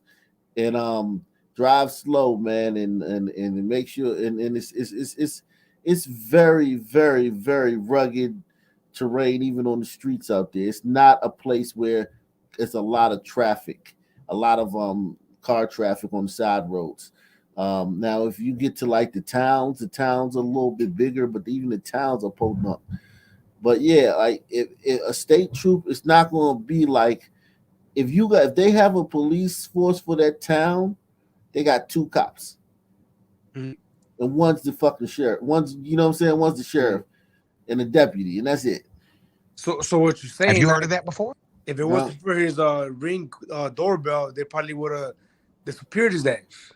Yeah, they would have definitely killed him, because you know that's what happens when you're a black guy and the cops come to your house, they just kill you. Came to Dudley's home at 2 a.m. December 19th, saying they were responding to 911 calls. Now, damn it, why in the hell are state troopers responding to a basic ass 911 call? Have you heard of that before? Up until then, it was one jurisdiction. That was another one. There's more. Dudley was charged with 38 counts. Did you hear me? 38 counts. So that's something else. There's something else going on. This is a different. That's 38 counts because somebody called 911 from his home 38 times. Obstruction of law enforcement. 38 counts of calling 911 inappropriately on December 19th. So there's no way that he can disprove, like there's no way the cops can frame him for calling 911. There's no way they could be like, you know what I'm saying, the evil cops, they just sitting in their fucking station like, we're gonna fake 38 calls from this guy's fucking on records of that. Yeah, like this Right, there's no way. Trying to brainstorm how to fuck him. He was also charged with resisting arrest. Has Dudley we heard emailed him a or complaint resist arrest? to the district school days after, district school department days after the school meeting on October 13th. Dudley's email tells administrators he was called the N-word. And what happened? At a follow-up hearing with the school's attorney on October 24th, Dudley requested to play his recording of the incident. He said, okay, listen, we can just settle this down. The woman said the N-word, she shouldn't be around children. If you all think I stole a wallet and shouldn't be around children, this woman, being racist, should not be around children either. Let me go ahead and hit play. Everybody said, oh no, we're not gonna listen to that. That's illegal. All right, so he offered. Michael Levin, the attorney for the district, denied his request.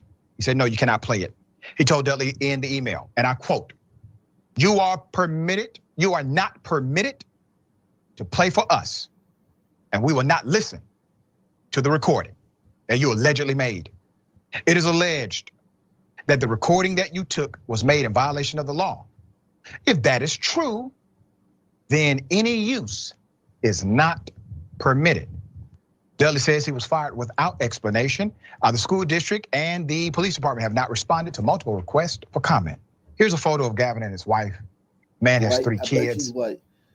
And we've had significant contact with this. Salute, man. He married to a sister, man. All right, man. Usually when they do all this shit, it's they married to a white girl. But salute, man. I kind of might believe him more. He married to a sister. For comment. Here's a photo of Gavin and his wife. Man has 3 kids. And we've had significant contact with this family. These are good people. These are damn good people. Dudley's wife said she told the police last night the number dialing 911 did not even match their own. I offered, she says, to open his phone and show them the call log. When I did, and they didn't see any calls to 911, they started to say it could have been from a text-free app. They told dispatch to call the number. When they did that, I took the phone and showed it to the cop like, look, it's not ringing. They still locked him up. Let's put up the superintendent. Dr. Elizabeth Robinson is the superintendent of schools, and you're looking at the police chief. His name is Chris Wagner. Buck stops with them respectively, school district and city police. The police denied Dudley's allegations. A department press release states investigators found no evidence of racist statements in Dudley's recordings. So let me read the exact quote. A forensic capture of a cell phone device not only captures content on the device, but also indicating the files that have been deleted. No files, videos, or other content has been deleted since the device was secured by police investigators. Press release. No evidence, just a press release. Oh, there's nothing to see here. But they told on themselves in the press release. The press release literally says the N-word was not used. This is a virtual proclamation of the press release. That means the press release was not about their processes at the city police department. It was about proclaiming that the white woman who made the damn statement was not racist. Oh, there's no N-word on here. Look at that. Look at that. All right, Jessica, miscarriage of justice multiple times, obviously. What are your thoughts? Yeah, this is just a whole string of events of someone doing the wrong thing for the wrong reason. And it starts with them accusing this custodian who cleans the schools of stealing. When I was a kid, I lost so many things that were me just genuinely losing things. It's how kids are. And so with no evidence of a wallet being stolen, why do we think this custodian was accused? Most likely because he was black, considering especially she called him the N-word. Would he be recording if she didn't call him the N-word? See, she's racist because he's the custodian. He cleans up the school. So if there's a lost wallet on the property, they're probably wondering if they probably called him they probably didn't call him accusing. They probably, hey man, did you see a wallet? A student lost have a you wallet. found this? While you were cleaning the fucking school, did you come upon a wallet? I guarantee you that's what happened. He lost his cool. I mean, I don't know, but I mean, also they have cameras in these schools. They may have had a recording of him picking the wallet up. I don't know, but what I'm just saying is, like, I don't think. Or he went into the locker room next. Yeah, exactly. Who knows? Yeah, like the student says, yeah, I left the wallet in the locker room. And then they got a video of him going into the locker room after that, like at a time when there were no other kids there.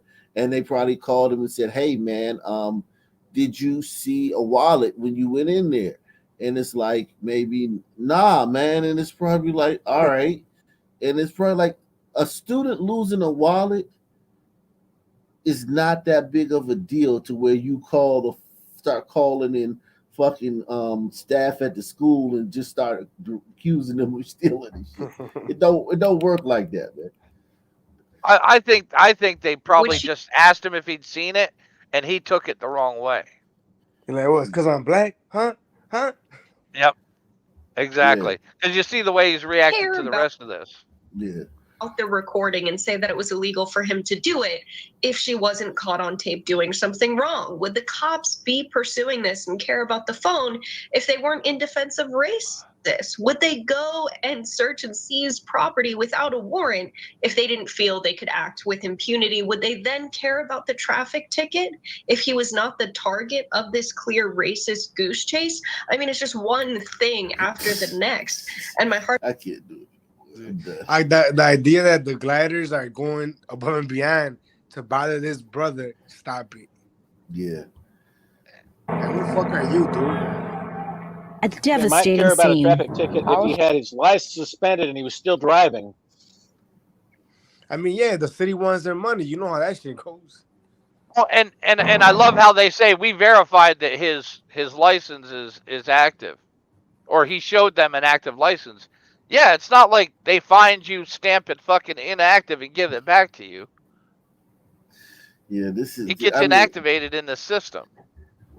That there was no proof of anything of that being related to the incident, the alleged incident at the school, because everything was from his point of view. There was nothing from anybody else's point of view but his. You know, he may be telling the truth, but he was the only witness, the only voice in that whole fucking situation, man. Let's see what's going on here, man. A devastating scene. I was trying to run through the yellow tape to her. I just couldn't believe what I heard over the phone. Sadness and shock running through the South LA community following a fatal hit-and-run accident along Broadway and 88th Street that killed this beloved community activist. Family members identified the victim as 61-year-old Trina Newman, who was doing a toy drive for local children and was dropping off presents when a driver recorded in. These stories are so sad, man. She was doing a toy drive, dropping off presents, and some sun man came and mowed her down. Was doing a toy drive for local children and was dropping off presents when a driver recorded in this surveillance video that KTLA obtained plowed into Newman just seconds after she stepped off the sidewalk near the community center and began walking to the driver's side of her vehicle, which was dented in the impact. Everybody is heart-stricken at this particular moment in time. So the sun man hit her car, and we know it was a sun man because he didn't stop. Or it could have been Ombrito. It could have been an Ombrito. Whoa. Take it easy. No, it could have been Ombrito, but take the potential L. I think that when they find this person, it's going to be a sun man because they hit the car, so that's good. Maybe there's some damage on his car, or hopefully it's not a stolen car. You know how I know it was a sun man? Because the person that they killed was in the commission of doing a good deed, you know? Yeah, that's true. She was a pillar in her community. Brown sugar's in the back chat. Oh, okay. Yeah, that's no good deed goes unpunished in the Sun community. Yeah, man. Yikes. I mean, he just hit the car, and just kept it going, man. This is so fucking sad, man. This woman was woke, man. And she was doing her thing. And I think this is good, man. Giving little kids in the ghetto gifts and shit, because a lot of these kids ain't gonna get nothing on Christmas, man. I think that was amazing, man, what she did, man. Salute to her, man. At least she died doing something positive. Yeah, this is yikes, man. This is scary, man, out here, man. It is so scary out here, man. These people, I mean, this is something that we do, man, on the regular. These damn hit and runs, man. 1-year-old Trina Newman, who was doing a toy drive for local children and was dropping off presents when a driver recorded in this surveillance video that KTLA obtained plowed into Newman just seconds after she stepped off the sidewalk near the community center and began walking to the driver's side of her vehicle, which was dented in the impact. Everybody is heart-stricken at this particular moment in time with this tragic accident. Words cannot express what she means to this community. A minister wife, and mother, who also fostered more than a handful of other children. Her daughter, overcome with grief that a person who dedicated her life to helping others would lose it in such a violent and cold way. She helped everybody. Like, she gave back to the community everywhere she can, you know? Yes, and we need the person. Whoever did it need to step up. They need to turn themselves in. We all gonna go one day, but to go like this, it's terrible. And for a person not to even stop and kept going, and we got pieces of your material in your car. Scattered debris filled the streets. Newman's loved ones and friends urged that driver to turn themselves in. They hope the many security cameras lining this neighborhood captured the assailant or possibly their license plate number.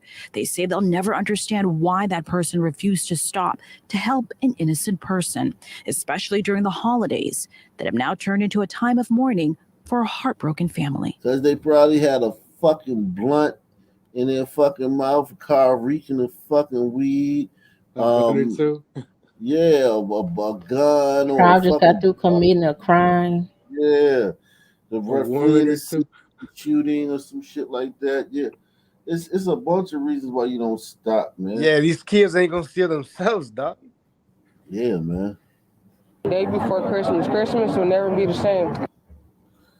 And if you recognize a vehicle in the surveillance video or have any information that can help in the investigation, please call police. Were you on that team with Vernon? Yeah, man. This is such a tragic story. Now, she was a part of a beloved, huge family. She was one of 15. She had 15 brothers and sisters, and 4 of her children were inside the car that she was trying to get into when she was hit. what? 4 of her children were inside the car. These stories get sadder and sadder. That was definitely a son man that did that one. Yo, these stories are sad. You sitting there waiting for mom to get in the car and it's like, oh shit, man. Yeah, don't interview me. Don't put that mic and camera. Yeah, these stories are so sad. I mean, the sadness level is just insane on these stories. You gotta look both ways when you in a some community. You gotta make sure the street almost clear. Like seriously, like you gotta look both ways twice. You can't just step out there. It's dangerous. You can't take one step for granted in the stand for real, Chief. I mean, and the thing about it is, you got the straight bullets, you got the shootings and all that stuff, and then you also have this. Yeah, there was a story here where a son man jumped the curb. Bus stop.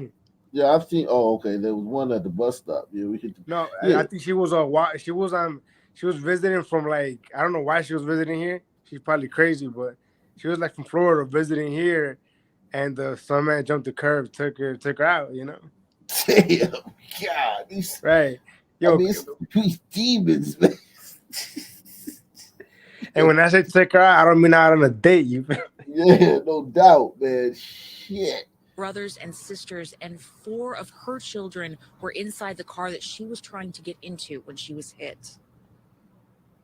She was a minister, she was a mother, she was a wife, she was a community activist, she was everything to this community right here. And ever did this to my sister need to turn themselves in. Yes. Period. Period. My sister did not deserve this. Family and friends say Trina Newman Townsend was an angel on earth. She's God's guardian angel. There's nothing in the world she wouldn't step up and help you do, or give you a coat off her back. She gave back to the community everywhere she can, you know? Yes, and we need the person. Her daughter, Amari Nicasio, says she was a selfless, dedicated mother, raising foster kids as well as some of her grandchildren. She married her high school sweetheart just last year, coming together after years apart. She was handing out gifts at a toy giveaway near the corner of 88th and Broadway in South LA Saturday afternoon. She had her children with her. After loading the children into the vehicle, she was getting ready to enter her side of the vehicle when she was struck by a vehicle traveling northbound at a high rate of speed. Blurry security video shows the moment she was hit, her body thrown into the air before landing up the street. The driver keeps going. Skyfox was overhead as distraught friends and family gathered, comforting one another. Day before Christmas. Christmas will never be the same. I still don't even believe it. I won't even get another phone call from her. It really hurts, like so bad. Really bad. We know whose kid Detectives she say was this is an raising. especially difficult case to work. These are, harder than most just because of the time of year. Also, the children being present when something like this happens. And this is someone that's doing a selfless act. They're here donating gifts for others at a shelter. So this is a little harder than most. She's God's angel, and they will catch her. Authorities working hard to catch that driver. They believe that here she was driving a small to mid-sized blue sedan, and they're working to get more information. They say if he or she had stopped, this would have been considered a tragic accident. But because they didn't, this is now a criminal matter. The family is urging anyone with information or the person responsible to come forward. Reporting live in downtown LA, I'm Chelsea Edwards, Fox 11 News. Coco, Haley. Yeah, but no snitching. Yeah. That story is so sad that the offender might, feel guilty and turn himself in. It's probably tearing at their heart as we speak. Yeah. Salute the Deluxe 247, aka the real MVP, aka Cal Ripken, man, coming through once again, man. Appreciate you, bro. Man, this is just, God, this is such a sad story, man. Like, I wonder, do they feel a little bit bad? Like, wherever the fuck they're at right now, smoking. It depends on who it is. Now, if it's somebody like me or you or son, man, like I would feel bad, but I would be more worried if I was gonna get caught or not. If I did this and left the scene, right, I would be scared. I've done this, and it's this thing about I've hit somebody. I hit a guy who on my block while drinking a 211 on right literally 2 blocks from my house. I hit a guy. His head cracked my windshield. He didn't fly in the air. I took his legs out and his head hit against my windshield and cracked it. It was a big depression in my windshield from where his head hit it, and the whole shit was like you couldn't see out of it. Cops came. I spilled the 211 all over the floor where I was sitting in the driver's seat. My buddy was in the passenger seat, going to pick his girlfriend up from the Greyhound station. I'm taking him to pick his girlfriend up from the Greyhound station in Washington, D.C. And she's also my cousin. But anyway, nevertheless, boom. Dude gets up and he's like, I was already blind in one eye. I was blind in one eye. And I was like, what? He's like, yeah, I was already blind in one eye. And he got up and he was just like, and the cops came and MedStar. I don't know how they got there that fast, but it's like seemed like they just was like had like nobody called. It just seemed like they just heard that shit or something. And MedStar showed up, a little ambulance thing, and the cops showed up, and the cop was a brother, and both cops was brothers, and my sister. I guess word had got back to her because I was driving. I was actually driving her car. And she lived next door to me. I know it's a weird story, but she lived next door to me. Okay? I guess a lot of people that came outside, word had got back to her that I got in an accident with her car. They over there interviewing the guy that we hit. And he's like, nah, man, I'm all right. Let me go. He's like, I'm cool. I just want to go.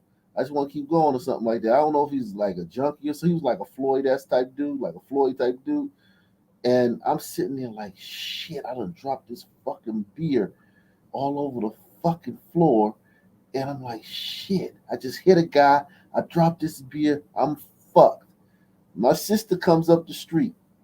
She knows the cop. She says, yeah, that's my car. The cop like, oh, for real? And he fucking lets me go. I shit you not.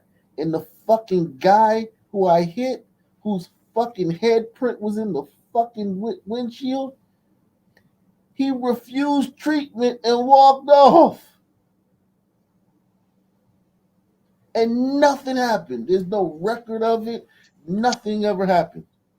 And I promise you that's true. I promise you that's what happened. And because you didn't run, I couldn't your run. I couldn't sister see. didn't. I couldn't see out the windshield. Well, I couldn't leave the seat. and That cop wanted to get in and your sister pants, didn't man. come. No, my sister. And your sister didn't come up with a attitude. No. Why are you stopping him? Why are you doing this? She knows a Come lot up, of talk cops. to him decently. She knows a lot. Yeah, of come up to him decently. And she knows a lot the of cops complainant in had no DC. problems with it. You maybe, at most, would get a ticket for failure to yield to a pedestrian or something like that. No.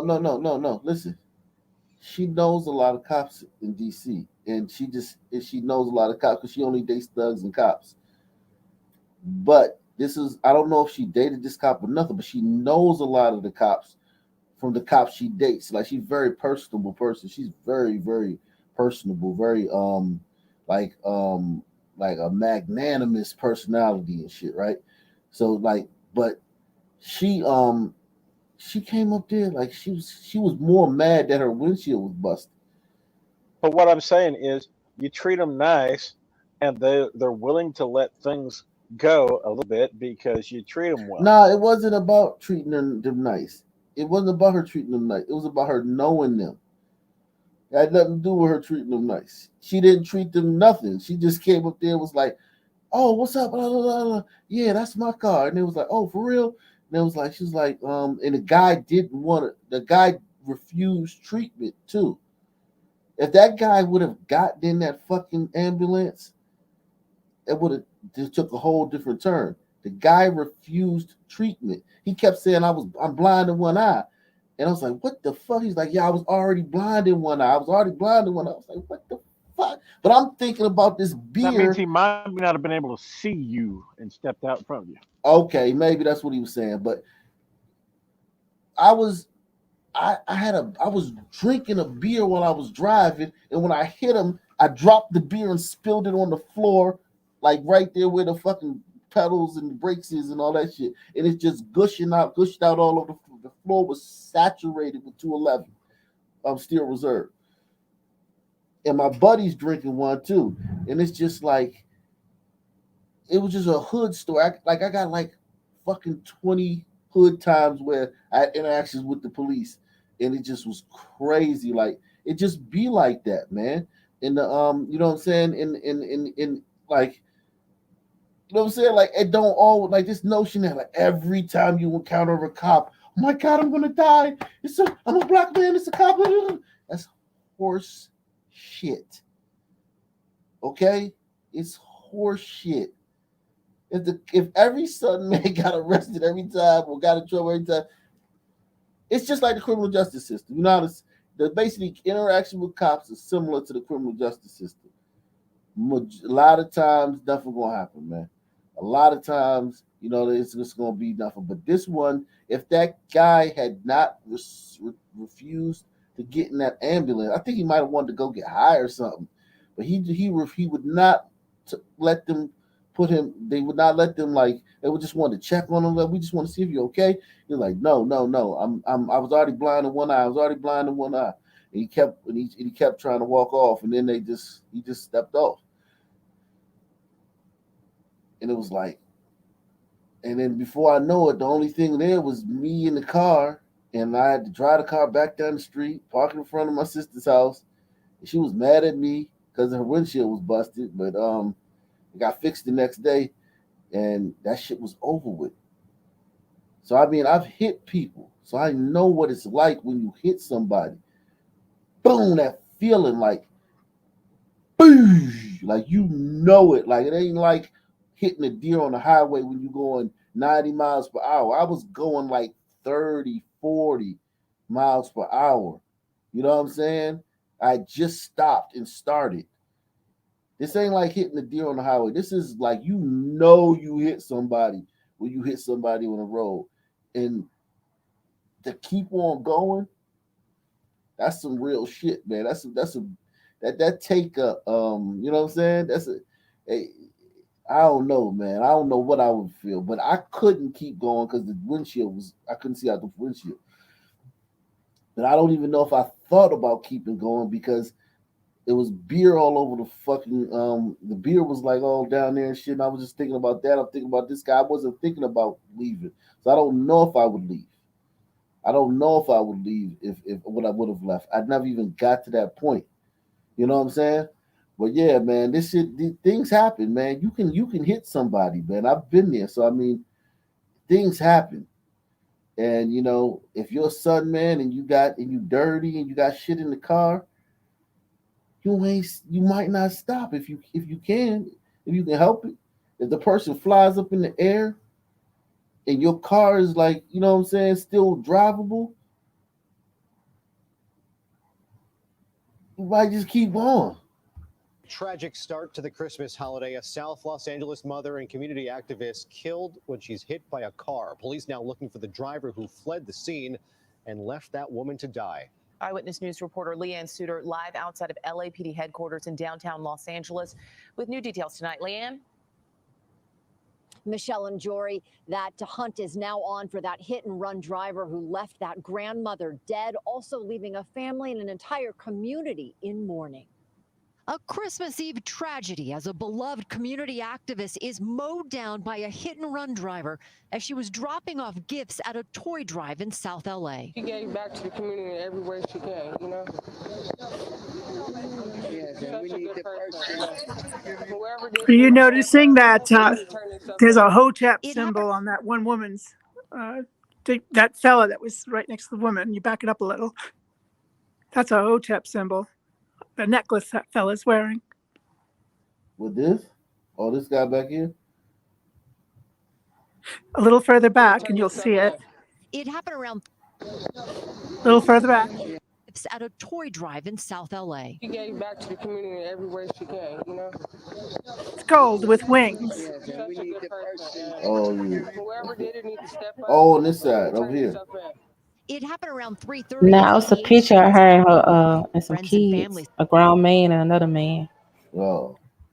Say Trina Newman was helping her community as she always has when police say she was struck and killed by a speeding driver who never stopped. She knew and loved everybody in this community, and everybody is heart-stricken at this particular moment in time with this tragic accident. Words cannot express what she means to this community. At this point, police say they have no description of the suspect. The vehicle is simply described as a gray SUV, possibly a Nissan. Detectives will be reviewing cameras in the area along Broadway. Family members say Newman had 6 foster children and 2 biological children. Her loved ones are pleading with the driver to turn themselves in. And we all gonna go one day, but to go like this, it's terrible. And for a person not to even stop and kept going. Whoever did this to my sister need to turn themselves in. Yes. Period. Period. My sister did not deserve this. Again, that suspect vehicle simply described as a gray SUV, possibly a Nissan. It likely has some extensive front-end damage. If you have any information, you are urged to call the LAPD. Hello, I'm Mark Brown. Get more great ABC. My God, man, these people, man, the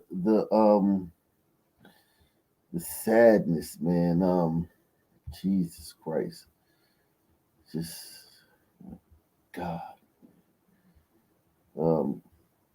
So we got this case, and somebody said I'm lucky, man.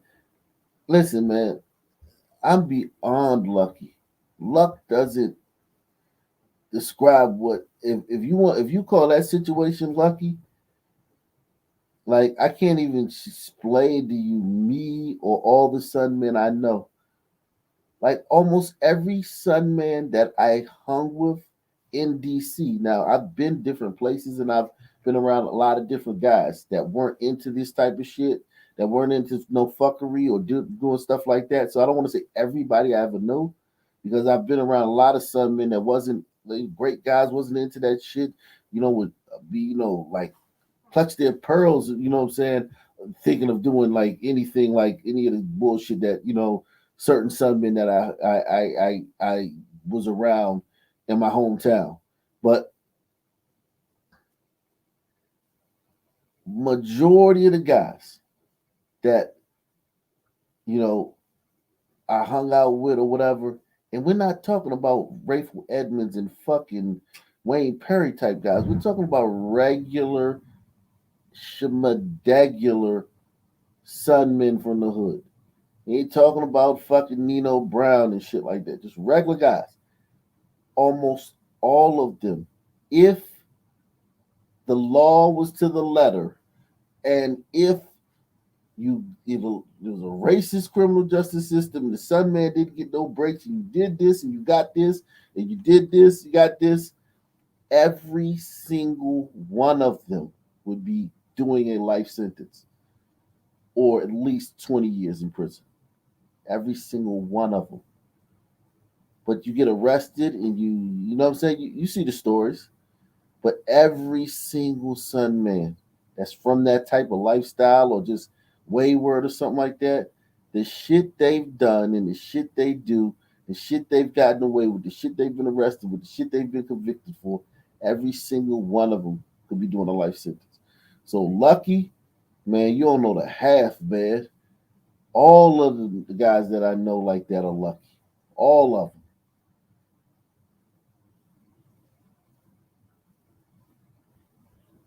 This is a woman right here, Demisha Coleman. These guys weren't lucky, man. These guys that ran into Demisha weren't lucky, man.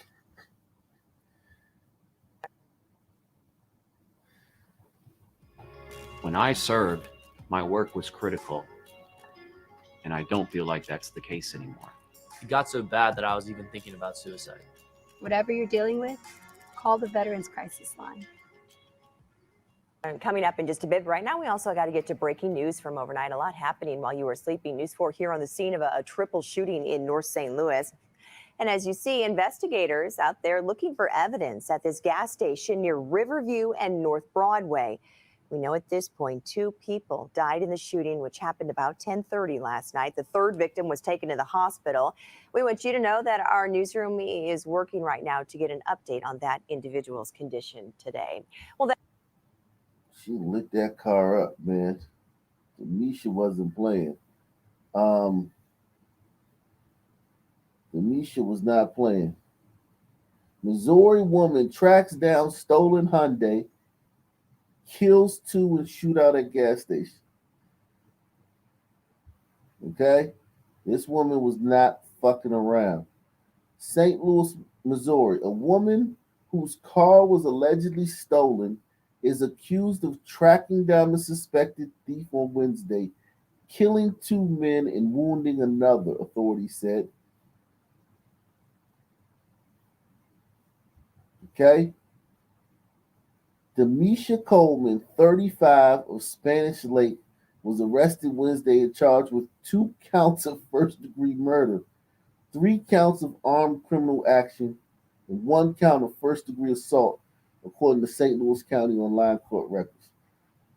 She was charged on Thursday in the death of Darius Jackson, 19, and Joseph Farrar, 49. So you got a 19-year-old and a 49-year-old in the car. Her car. The St. Louis Post-Dispatch reported the 2 men were fatally shot outside a Speedy gas station in St. Louis, according to the newspaper. The 2 men were pronounced dead at the scene. Another male victim was taken to the hospital in critical condition with a gunshot wound to his head. It is not immediately clear which of the three men was suspected of stealing Coleman's vehicle. Police said that after Coleman's Hyundai Tucson SUV was stolen, she tracked the vehicle to the gas station. How would you do that? How would she have tracked the vehicle to the gas station, guys? Air Low tag. jack or GPS? GPS. Jack. Some people put air tags in their car. Oh wow. That's most Some of likely them have the way OnStar, she too. did it. Okay, that's most likely the way. Or Yeah. she could have had like a computer in a trunk or something. Computer in the trunk. It would have to have something that had a built-in GPS. Like Yeah, a that's Or the tab, like a GPS on the car tablet. with.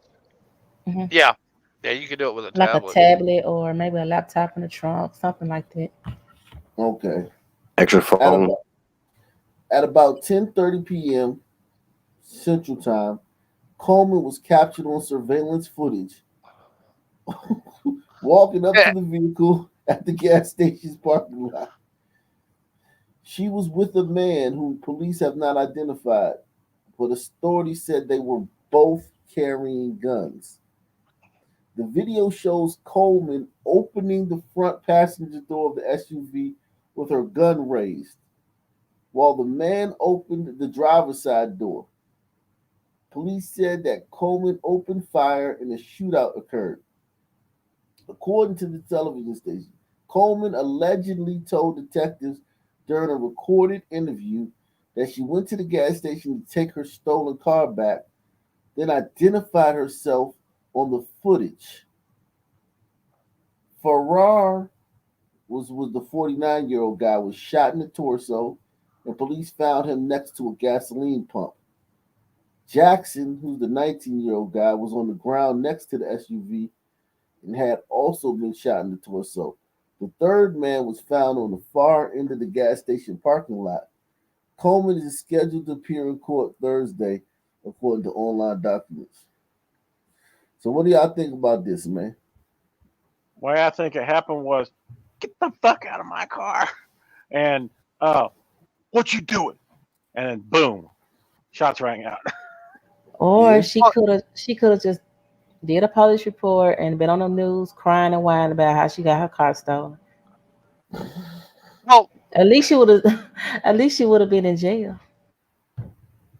Because they said that a gunfight happened, so somebody inside the car must have fired back or pulled first. Right. I'm sure somebody in St. Louis, everybody's armed. Yeah.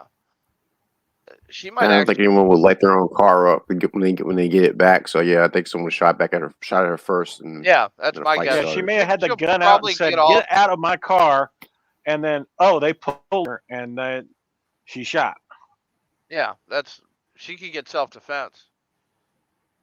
That was dangerous, though. But she would have to. Oh yeah, it's very dangerous.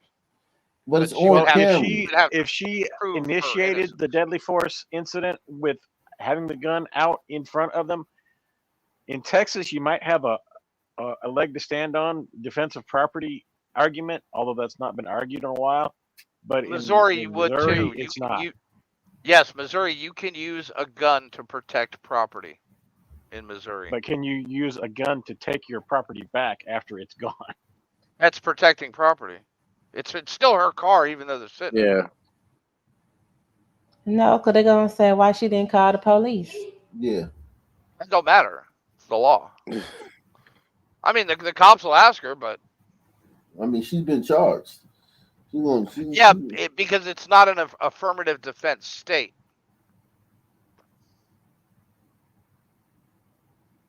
And what that means is, like, Kansas is one of the few affirmative defense states. If somebody comes through my door and I shoot them, they have to prove that it wasn't self-defense. What are you going to bet that the two guys that she killed, they turn out to have long criminal records? Yeah. Oh, definitely. Yeah, definitely. Yeah, so that may play in her favor if she decides to go to trial. Yeah, and were there guns found in the car that weren't hers? Shell casings on the ground. Yeah, but in Missouri, she has to prove that it was self-defense because it's Yeah, not an affirmative defense state. that's a rough sister though, man. She went and found her shit. Man. I did that too, man. I mean, man, this shit, so many crazy shit. I did that too, man. I bought a car from the auction. I had a car and I bought another car from the auction, and I had it sitting in my backyard. It was like I might have been 22 or 23 at the time, and one of my boys, snaky dude, he doing life in prison right now, but he was the little young guy that you know I kind of like, you know, used to just come around all the time and shit, right? He's my I was, you know, real good friends with his older brother, but his little brother was a hoodlum. He used to always come around. He found out he saw that I had the car in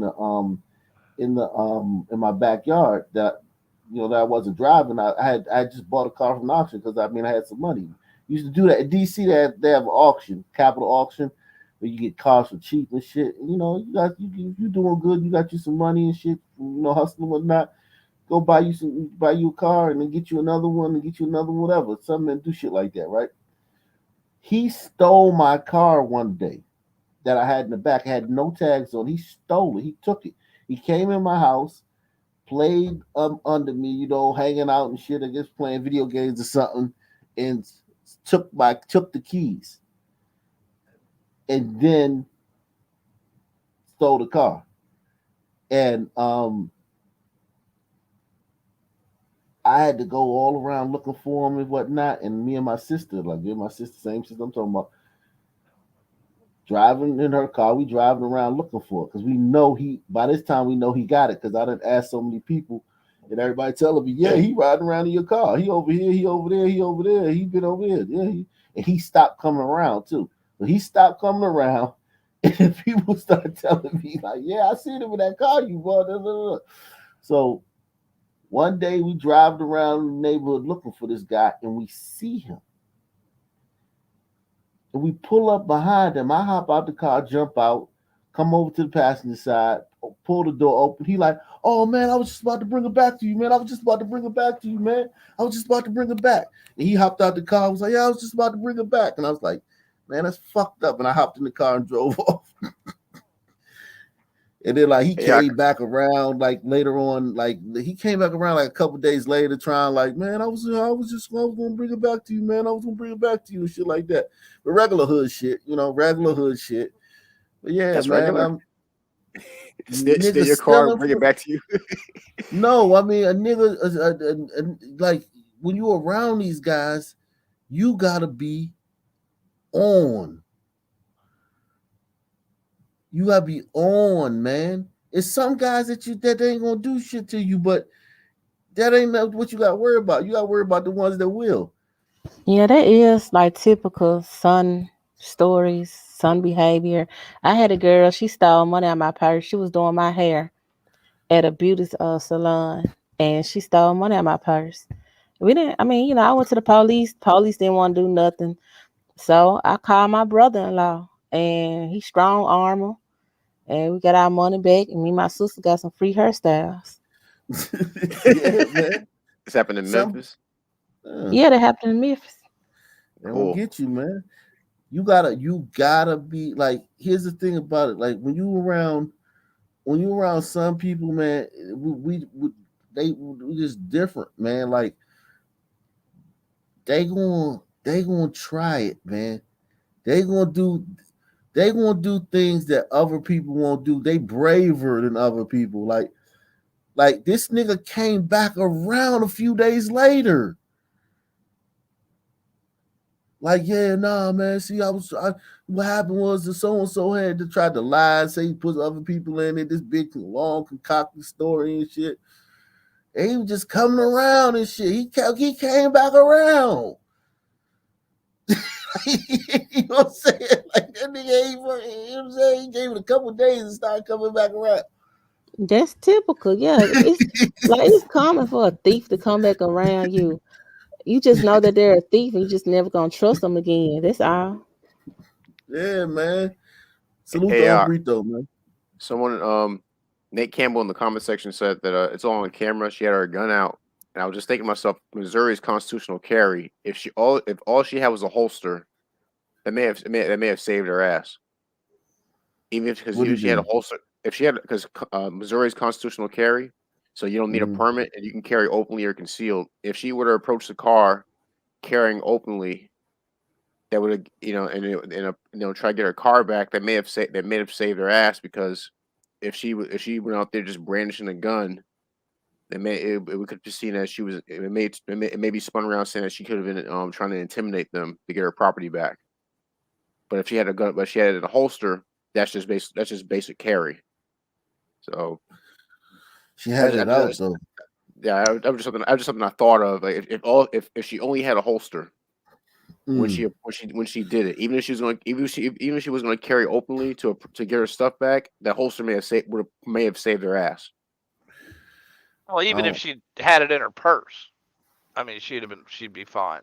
And then we don't even know who these people is. Like the 49-year-old, he might not even have anything to do with stealing the car. You know how young people, they say, "Hey, uncle, what's going on? Hey, what's going on, nephew? Come get in the car with me. Let's have a cigarette. Let's smoke. Let's talk, whatever." And she pulled him and killed him. Like, exactly. It could have been that type of situation. Exactly. True. It could have been. Yeah. Whoever was in that car at the wrong time with him. Yeah. I mean, yeah, I could see that. I could definitely see that. You just in the wrong place at the wrong time. She came through dumping. Yep. I guess I'm willing to give her the benefit of the doubt because of the nature of having property stolen from you, then wanting to get it back. Yeah, man. It's not that serious. Like, where's your maturity level? Do you ever think about your future? Like, no. I mean, I'm just saying, like, I know she don't. She got blue hair in her head, but I'm just saying she should have thought about her life or something, because she's gonna lay down for a minute. But the anger, like the anger, man, like that shit do make you angry, man. Yeah, like, I feel you. Like, yeah. I don't know. Yeah, you're right. That like I said, it just came to me that Missouri's constitutional carry, and that's why if she would approach, I'm thinking if she would approach the car, even if she had, like I said, if she was open carrying, that may have saved her ass, because you can get to your gun faster if you thought that the guys who stole your car were going to probably shoot you if you're trying to get your property back. But if she approached them, brandishing a gun, then that may have changed things. But I guess we'll see what the evidence shows. And I don't know. I feel for her, because I've had stuff stolen from me before. I've had to go get it back. It never got to this. It never got to that point. But I understand, how pissed off you'd be to have your car stolen. You do. Yeah, you get so mad. Like, I've been on road, and I know, like, a man, like a black man, whatever. Now they drive crazy, about to hit me. I get so mad. I do like a fake trigger with my hand, like, I do like shoot your ass. But damn, you get that mad. Like, but what if I would have had a gun in my hand? Would I pull the trigger? You get that mad. Would you pull the trigger? Yeah, I mean, it's gotta control yourself. Yeah, it is something to think about when you carry. Where's your anger? Where's your anger level, and where's your self control? Because if you know that you're someone who's quick to fly off the handle, maybe reconsider it until you get that under control. That's why that's why I didn't carry the gun in Memphis. Yeah, man. Some man will steal from you, man. There's so many stories, man, with some men is stealing, man, and robbing and shit like that. Like one time, my sister, she was driving. She went to I don't know if you know about DC, but anyway, there's this iconic Subway restaurant sandwich shop that stayed open like 24 hours, and she went there one night early in the morning and to get a Subway sandwich, I guess after the club or whatnot. And she pulls up and somebody carjacks her and takes her car. And she come back around and like, man, these niggas carjacked me. And me and my boy, she was like, Like, damn, that's fucked up. We trying to figure, because it was in the neighborhood, and you know, in that neighborhood, like, you know, a lot of people, so it's like, you know, maybe somebody in the neighborhood did it. And then after a couple of days, the scuttlebutt started happening. One of my boys, he told me, he told my friend, he told another one of my boys that he know who did it, and he could get the keys, he could get the car back. And so we was like, damn, like what the fuck happened? And what he said happened was that this other dude that we know, that he was with some of his boys. They was riding around at night looking for a Vic, and they saw her pull up in front of the subway, and the dude we know who was in the car, he wasn't one of the ones that got out. He stayed in the car, and one of the guy who went to carjack her and got out pulled her out the car, and my man was like, when he seen him pull her out, he was like, oh shit, but it was too late. He couldn't do nothing because it was in progress. So what he did was he went after they carjacked her and everything.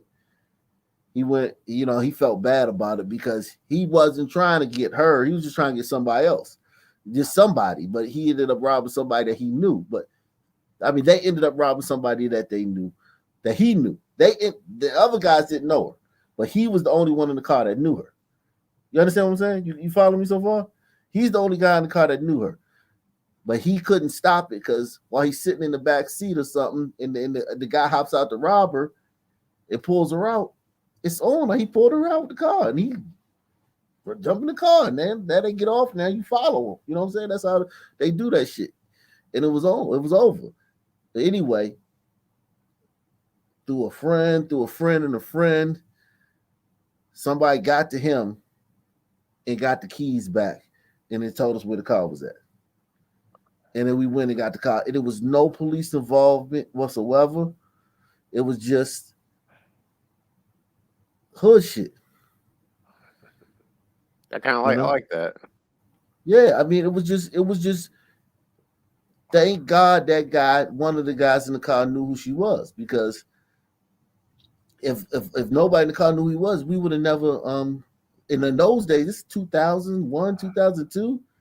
When you got carjacked in those days, it ain't like now. You know what I'm saying? Now the world is so small, internet, everything, da da da. You can go online. If you see this car, da da da, you know, all this shit. In those days, your shit was just out there. You know what I'm saying? Your shit was gone. So it's like, yeah, man. The dude that got the keys back, he's the brother of the guy I just told you about in the last story, who stole my car. The dude that ended up getting the keys back. But yeah, man, I had, and then the dude who carjacked who's with the dude who carjacked my sister, we became cool later on through the years, like throughout the years, just living in the neighborhood, we became cool.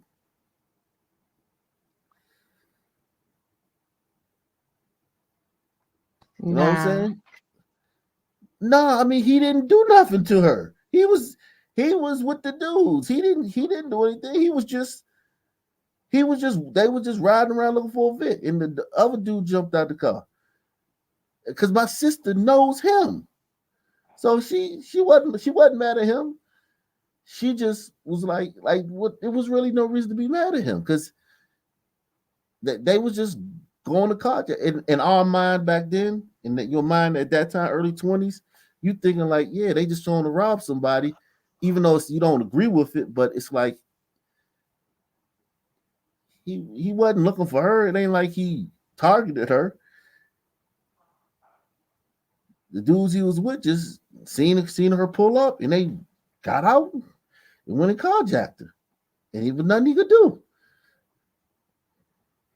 And then he ended up helping us get the keys back, and finding where the car was at. So what would I be mad at him for?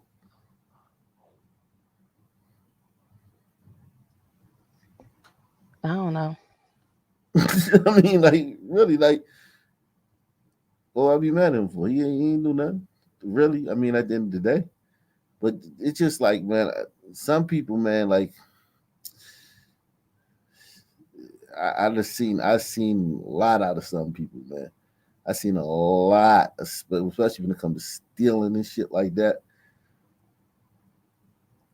They'll steal some shit they'll steal some shit that's valuable to you, and they'll steal it and throw it in their closet, and it'll be under a pair or a bunch of dirty clothes and a pair of shoes, and they'll never fucking look at it again. But they just stole it because they thieves, and it's something that's valuable. It might be a memento or heirloom that you value, and they just stole it, but they don't know what to do with it now. Like, you know what I'm saying? So now it shit just sitting in their fucking closet somewhere. My niece stole from me when we was little kids. We were like a year apart, and now we're in our 30s. I still don't trust her. Yeah, Yeah. I think once you start stealing at that young of age, I think you never gonna stop. Yeah. I just don't trust her. At that age, I wasn't stealing from people though. I was not a steal from people person. I was a steal from store person. Steal from stores person. I was not a steal from people person. I will admit that the few times I did steal from people, a few times. When I say steal from people, I'm talking about people I know. I was not a steal from people I know person. I just wasn't like that, man. I just wasn't gonna steal your shit, man, if I knew you. But I was still out of a store just because we went into the store. I was still at every store we went to when I was young. Just to be bad. Just wanted to be bad. Just being bad, man. Doing hood rat stuff. I couldn't do it. I couldn't do it either. I couldn't do it because I know what I would do. I know what I'd do to me if I were to steal from, if I were to steal from somebody. No, someone to steal. So go ahead. You think that everybody not gonna kill you, because if everybody in the stand killed somebody who stole from them, everybody be dead. Everybody be in jail. Like, so much stealing go on. Like, a lot of times they handle it in different ways. Everybody don't just shoot everybody who stole from them. You know what I'm saying? It's like, I guess I think about if I were to steal from somebody, what was the purpose of it, and what am I taking? Because one of the crazy thing that had stolen from me, I was working on my brakes, and I had my truck jacked up in the front, and I had both my wheels taken off, and it was like a multi-day thing. And when I got it done, I get ready to put my wheels back on. Someone stole my 4-way tire iron. And I think that's just grimy. The little things you gotta steal the thing I need to actually put my wheels back on. Yeah. And then years later, I was working on my suspension. And it was an all-night event. And come around 5:30 in the morning, I was done. I went in the house for an hour, came back out. Someone stole my grease gun, a dead blow mallet, just a bunch of tools that I need to get basically make the job, come together, a lot faster. They didn't steal my impact wrench, thankfully, but yeah, that stuff pissed me off. But I was thankful that I was able. Thankful for two things. Thankful I didn't catch him because I didn't have a lot. I was like, I'm doing this repair by myself. Didn't have a lot of money to go hire someone else to do it. So all the tools I had was stuff that I needed, but I was thankful that I was able to replace it the next day. So I just don't have it in me to be, I don't really had it in me to do stuff like that. I never stole because I never had to steal. My mom and dad provided me with everything. Whatever I wanted, they gave to me. And I thought stealing was just like so corny and kind of like clownish behavior and unladylike, unchristian-like. It was just tacky. Yeah, it was tacky. It's just, I don't know. It's just not me. It's definitely unladylike though. I look down on girls that steal. I think you just scum. Yeah, you trifling. Get a job. It's not becoming like a chick that's just stealing from people all the time. Yeah, a woman that steals is just trifling, scummy, just hood rat, just nasty. If she steal, I think she's selling her body. Yeah. Dudes still, I mean, people still look, if you around like that type of environment, and it don't have to be like the projects, just regular Sun people. They steal a lot. They steal. Like, I mean, some people steal, man, and it's just part of being around them. Now, it's not all of them, but it's like you gotta be on guard because you'd be surprised who steal from you. You know what I'm saying? It always like shock you who steal from you, man. Just be shocking, man. Um, yeah, and once somebody steal, the one thing about a Sun, man, that thing, if you lie, you steal, and if you steal, you'll kill. That shit is so true. That's so true. Because some men will steal from you, and then they'll like, if a Sun man steal from you, he will kill you. That's true. He'll kill you to cover it up. He'll kill you to cover up him stealing from you.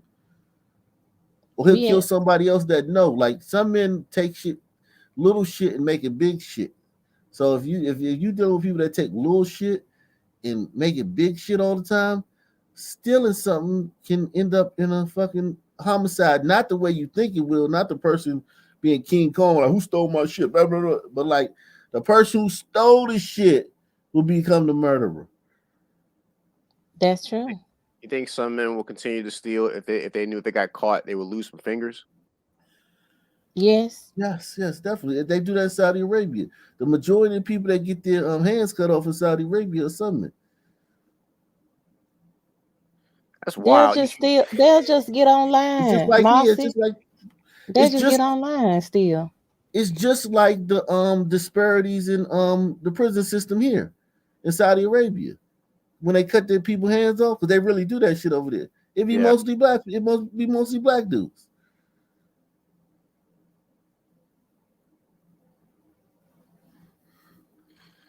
The lesson is don't steal anyone's shit. Don't carjack anybody. Don't steal anyone's shit, basically. I just hate this girl threw her life away though for a Hyundai. I mean, like, I don't know. As like I said before, when someone stole tools from me when I was working on my truck, it was like that was my first vehicle, and I wasn't making a lot of money, so that's why I had to do my repairs. And when someone steals the things you need to get from point A to point B, when you know it's difficult to replace it, that puts you in a different way of thinking. So I don't know. So I don't know what that Hyundai meant to her. It could have meant the world to her. And then you have like a lost sense of security that go along with it. I remember the one time I stole that I felt actually bad about. There's this sushi bar in DC where the sushi it's a circular thing that turns, and you just sit there and you grab the sushi that you want off, and you eat it, and they don't charge you right there. After something like it records it like what you took and shit, and then later on the lady comes around with the bill. And one day I was broke as shit, and I went in there and I ate a bunch of sushi and shit. And when the lady turned her back, went in the back, I left, and I felt bad, man, because she was nice, man. She was real nice, man. I stole and shit from her and shit, her business and shit. I felt bad. But I was broke, man. I was hungry, man. And I was like, fuck that shit, man. And it's like, man, I felt bad that time, man. I felt bad that time for stealing. And listen, when I did most of my stealing, like from stores, I was under the age of 20. By the time I'm 20, I'm not stealing anymore. When I'm talking about a lot of this shit, I was a fucking young man. I'm not talking about I'm in 34 just running around stealing shit. No, I was a young guy when I was doing a lot of this shit. You know what I'm saying? Young guy. I wasn't just running around stealing and shit as no older guy, man. I was very young. We started stealing at like fucking 5th grade, early like elementary school, to the point where it just became like in your blood. Like you go into a 7-Eleven or People's Drugstore, whatever the fuck it was, or up against the wall, any store like it's like you just take shit, steal the shit. This is what you did. It wasn't even really seen as malice like that. It was seen like entitlement a little bit. But these kids nowadays, they got it good, man. Like you don't get prosecuted. In my day, they fucking police arrest your ass. Your parents got to pick you up. Parents got to pick you up from the station, or you know what I'm saying, or they bring you home and shit. You know what I'm saying? You be in trouble and shit. Like man, you coming outside? Man, I can't come outside today, man. I'm gonna punish me. You know what I'm saying? Like niggas be in trouble back in the day for shit like that. You in trouble for shit like that. Not only with the police, but with your parents and shit. Nowadays, it's just like you don't get in trouble with the police. You don't get in trouble with your parents. The community won't shun you. Yeah. They used to shun the thieves in the community. We didn't like, oh, they a thief. They're like, ugh. Don't come around me then. I wonder if the time comes, like, if I ever have kids, what would I do if I found out they had stole something? Beat their ass. Yeah, if I found out my daughter stole something, I would be fucking disappointed, man. Very disappointed, man. Yeah. And I would have to give her some kind of punishment, but I would want to talk to her and be like, what the fuck? What the fuck? You still what the hell? You know what I'm saying? Yeah. I know biblically it says that like there's no excuse even for the poor to steal. Like if you steal, you gotta pay it back 7 times. So I guess it's either you get your ass cut or you gotta hurt your wallet will be hurting. That Jewish law is basically if you had to steal in order to survive to eat, then you had to pay it back 7 times if you were part of the community. You could steal as far as to survive, but then you'd have to pay it back. You owe a lot of sushi. I'm telling you, man. I owe a lot more than that, man. Oh shit, God. Yeah, so you gotta think about if someone stole a car. Let's just say we apply that nowadays. You think it would hurt them more to spend 2 years in prison, or have to pay off 7 cars for what they stole? Well, here's the thing about that, man. You can't do those things in Southern community. They just ain't gonna pay it back, man. They're gonna say, give me the 2 years in jail. But yeah, like some people ain't paying, like some person ain't paying you back no 7 times, nothing. What the fuck? Certain shit come from the society of the people who made it. Like the people who made that law, they operate a certain way where that law makes sense to them because that's how they could operate as a people. Some people would kill you and shit. They probably would say you tie you to a tree and set you on fire if you steal. It'll be some shit like that. Or if you steal, we gonna publicly whip you within an inch of your life or some shit like that. It'd be something like to like really, really deter you from it.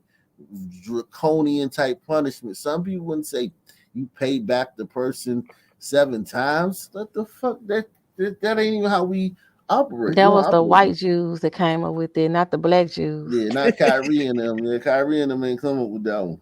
It's saying it wasn't the Ethiopian Jews. Nah, that wasn't the black Jews. Those them white Jews came up with that one. Yeah, man. I think I remember that. I read that from Proverbs. I think actually, I actually stand behind. I stand behind capital punishment for stealing. Yeah, stealing is an ugly thing, man. It's very ugly. Burglary and shit like that. It's very because it leads to so much other things. Like if you break into someone's house and they come home, you don't want them to see your face and turn you in, so you might kill them. Like it leads to other violent. It's so dangerous. Some of these things are so dangerous. Burglaries, going to somebody's house and shit.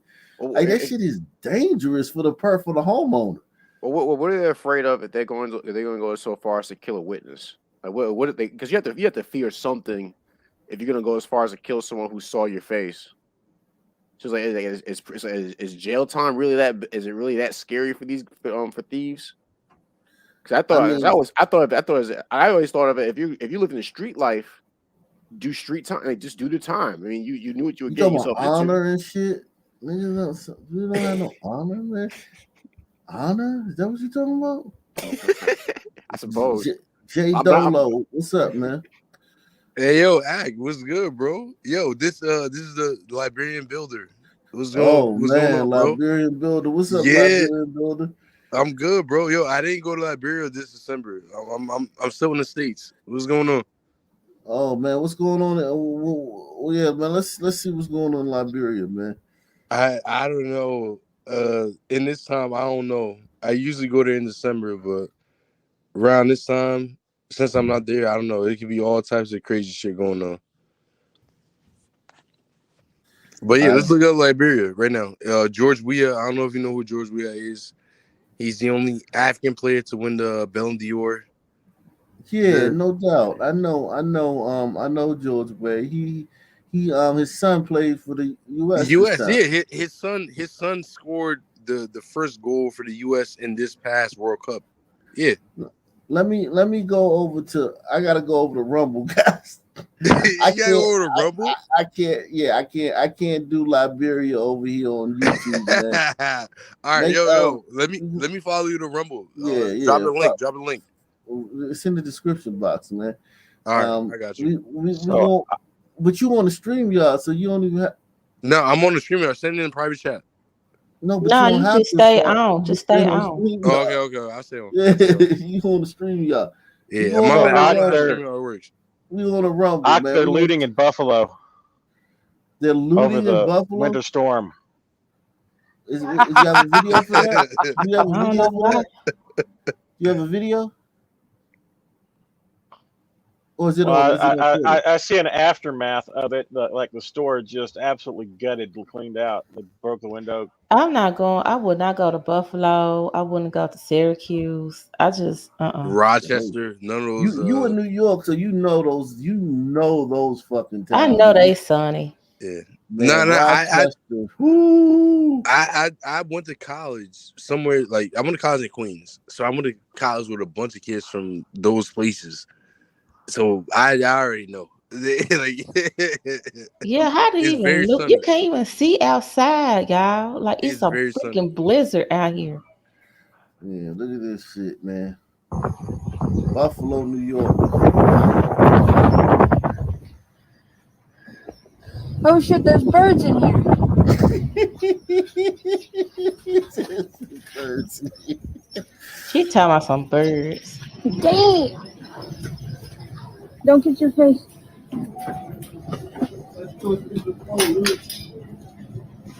Damn, watch your face. Yo.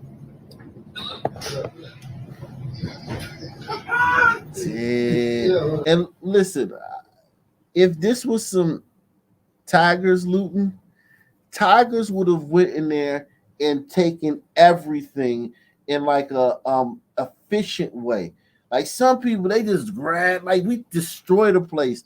Tigers would have cleaned the shelves of everything. They went in there with boxes and bags and took everything. So wait, you tell me this wasn't a bunch of evangelical Christians? No, a bunch of glider this was a evangelical bunch Christians. of sun men. You can tell by the way they loot. Even our looting.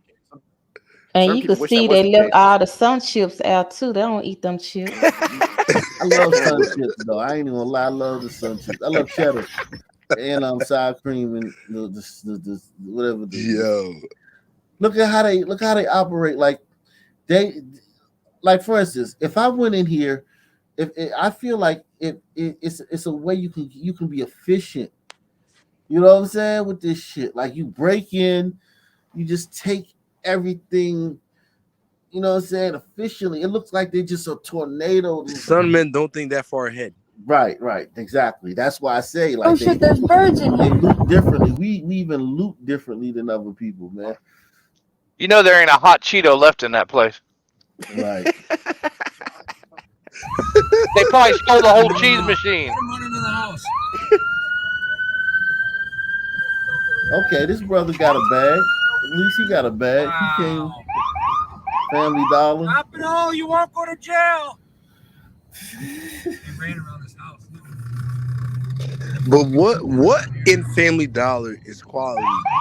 It's all a bunch of like Now you what do they sell that's crazy. quality? Oh my God! Look at this. If you can eat it, it's worth stealing. Yeah. Hold on. You What do ain't you mean? never been inside Family Dollar? I talking have about burn been, it, it's but worth. it's like what If you it's can, not. It's I don't. plenty of stuff in there. Yeah, exactly. if you can burn it, you can Electronics. steal it. They got electronics in Family Dollar behind the counter. Listen, Family They Dollar got sells laundry detergent. I don't know. yeah, Maybe I don't know because I don't shop at Family cleaning Dollar like that. supplies. They got candles. They stole all the laundry detergent and all the Old Spice. You got You know hair that. care. You got body wash. You got all types of shit, in Toilet Family paper. Dollar. And so, somebody go to Buffalo Facebook page. I'll bet you the Facebook marketplace is full of fucking all that body wash and fucking laundry I thought they was detergent. just like selling like cheap meat Look at in this. that shit. Don't be Heck no. no. I don't want to get shot because you're taking video. Do you hear this white guy? I don't want to get Yeah. shot by these black people Ain't because nobody you're taking gonna shoot video. your ass. Christmas came early. Man, this be But open season for he you. ain't wrong though. And man, this be open season for you. Yeah. And for me too, to be quite honest. I can't stand shit like that. But you notice the funny thing about some people is that when there's a natural disaster, a flood, an earthquake, a hurricane, anything, the first thing we think to do is loot. Like other groups, they come together and they help. Like you had the Cajun Navy, even in New Orleans, the white people, some may loot, but as a whole, they think to try to overcome, to problem solve. Like there's a problem, they want to solve the problem. Some people, we think to steal.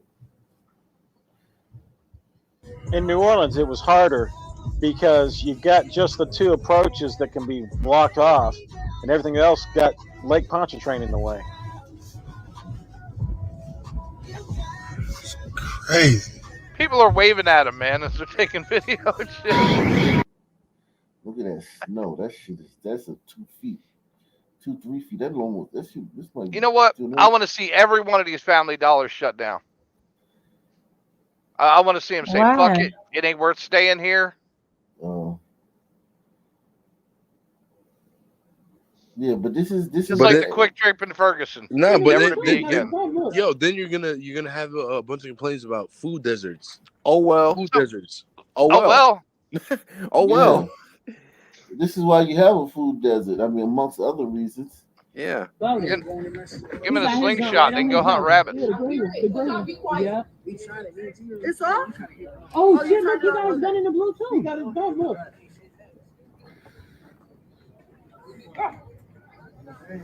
Oh, look at this shit. Yo, look, the Arabs just caught these niggas. The Arabs caught these niggas in the hair. Wait, he got his gun. Shoot, my man. Run! Run! Look, bro, he got his... Oh, shit! Oh, shit! Oh, shit! I just... Run! Oh, the Arabs is busting at this. Yeah. Yeah. No Arabs, they so quick to put a gun out on you. They smart. Wow. I had one put a gun out on me before, like some years ago. The power had went out in Whitehaven in Memphis, and I was in the store with my friend. This was a long time ago before I got married, and he had put the flashlight. He had his gun with the flashlight, and I'm looking like, "What, you finna kill us?" I didn't cut the light off. He was like, "Nah, I just got scared. I got spooked." And he was like, "Y'all," he was like, "I ain't know what's going on." I'm like, "Oh well, I'm finna get out of here." And then first he told us don't move. My friend, he be in the sun, man. He mine. I said, "Dude, don't freaking move, or he gonna shoot you."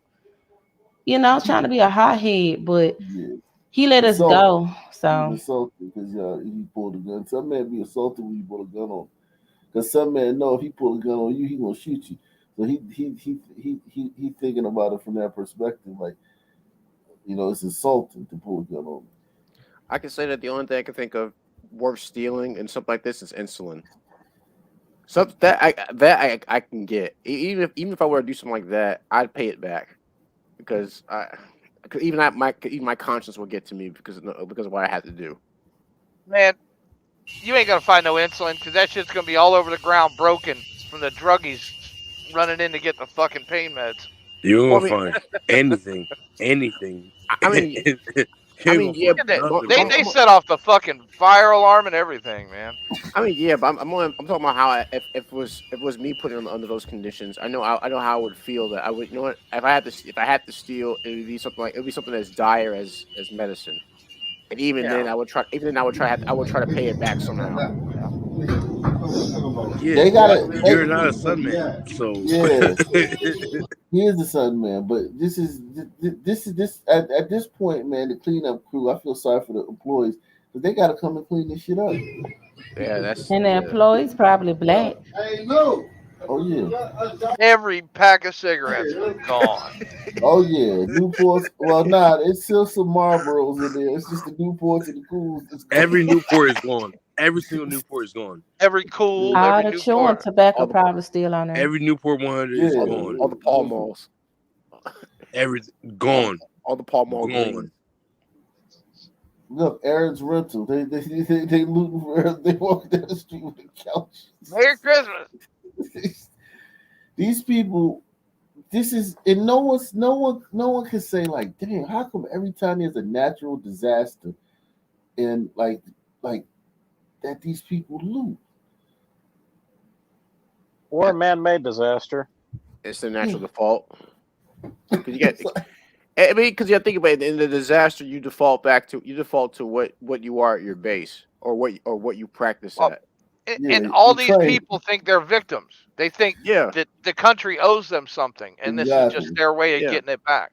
That's what they said during George Floyd riots. They said loot, riots, reparations. Yeah, it's reparations. Yo, act. Ain't nobody see it. Oh, Jesus Christ. Shut the fuck up.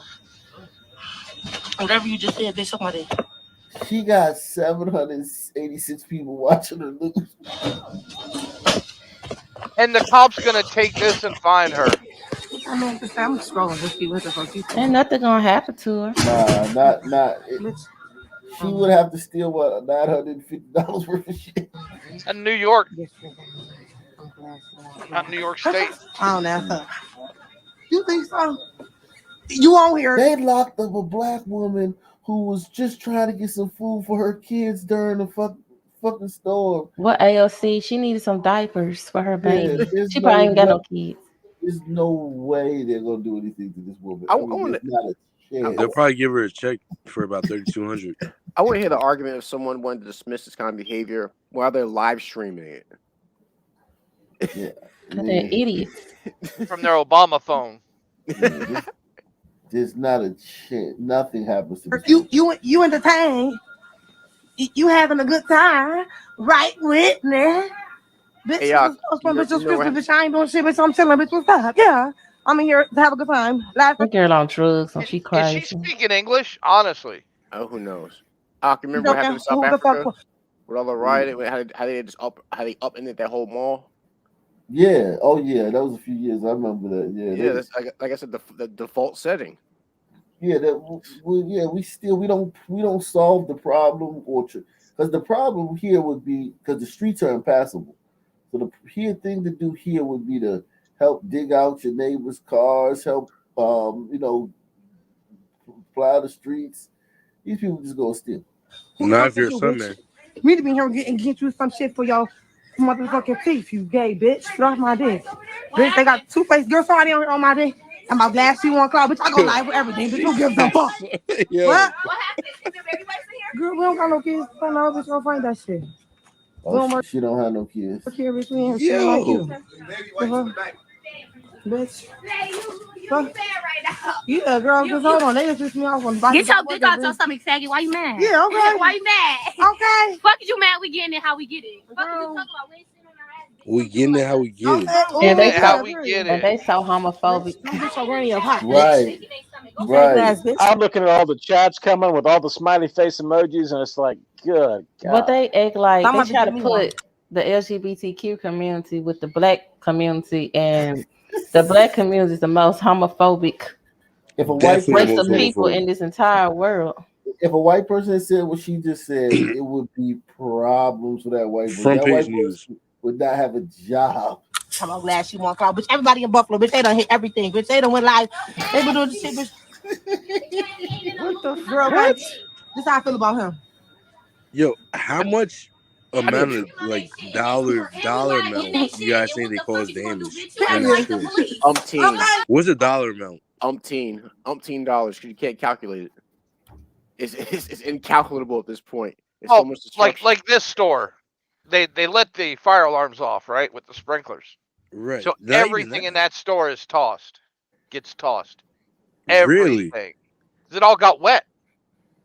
Yeah. And You can't sell that shit. You can't sell that food no more. So how much do you think that is? Like everything in that store. How much do you think that is? At least like 200,000, 150,000. 300,000 just for product.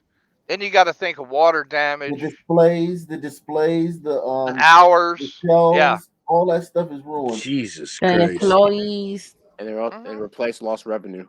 That's a $500,000. That store ain't gonna reopen probably. At least a Nah, $500,000. At least. So, I think it's a whole meal because some of these stores have 40,000 SKUs. Like you don't really think about it like that because you when you're watching this, you're not really thinking about it like that. But there's 40,000 different products in this store. Oh yeah. And there's in the back of the store, which I'm sure they got to.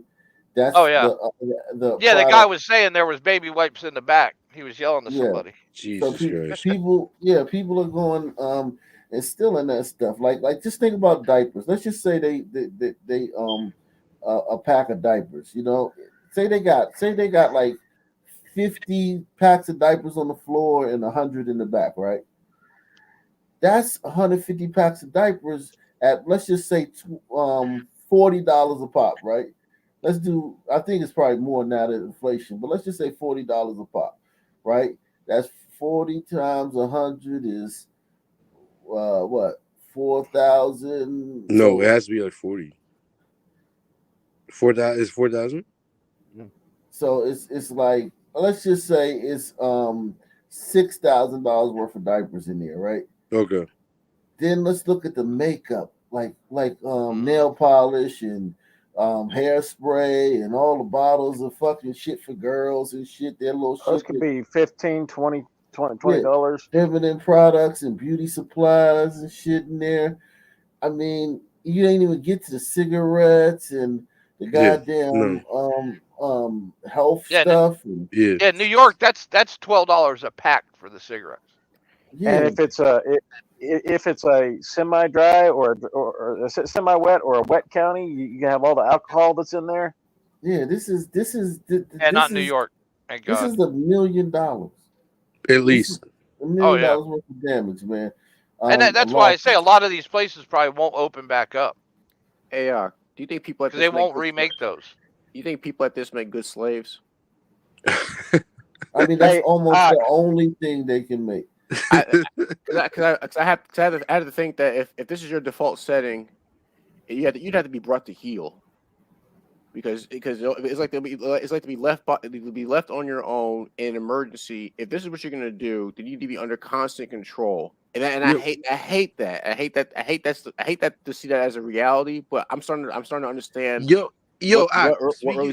early slave owners were thinking. Yeah, speaking of being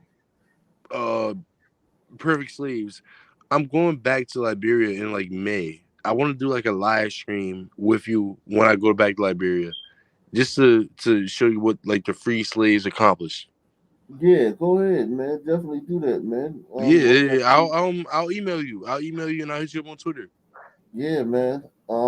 Hey, I noticed a live stream ago. I'm noticing it now. You got the Sunman crickets going on in the background. This motherfucking story. Change that smoke alarm out.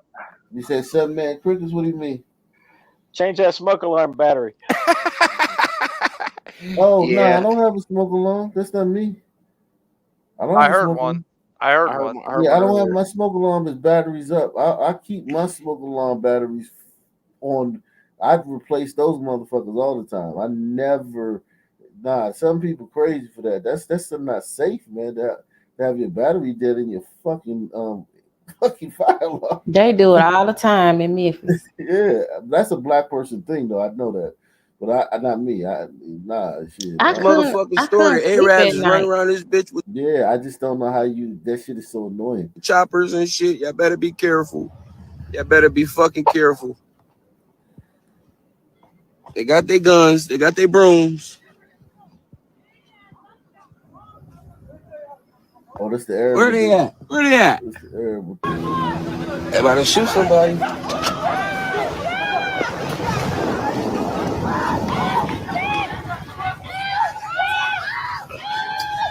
They trying to shoot somebody. Yeah, I should have shot them all. Why do I hear women voices? Why they're not in the house with their children? Why they're not in the house cleaning up? I don't understand. They don't have class. Oh, these are cops riding down here. This is the cop. This is the cop car. Don't be no. I don't want to get shot because you're taking video. I don't think that's a cop, man. No. He just said that cops, because their dash be having way more shit on it. But yeah, he said the cops can't do nothing about it because of the snow. The cops can't even respond to this shit. Ain't nobody see it. Oh yeah, we saw her. Shit, the mayor's probably telling the cops not to do nothing about it. Did you hear her complaining that there's no AC in the fucking place? My goodness.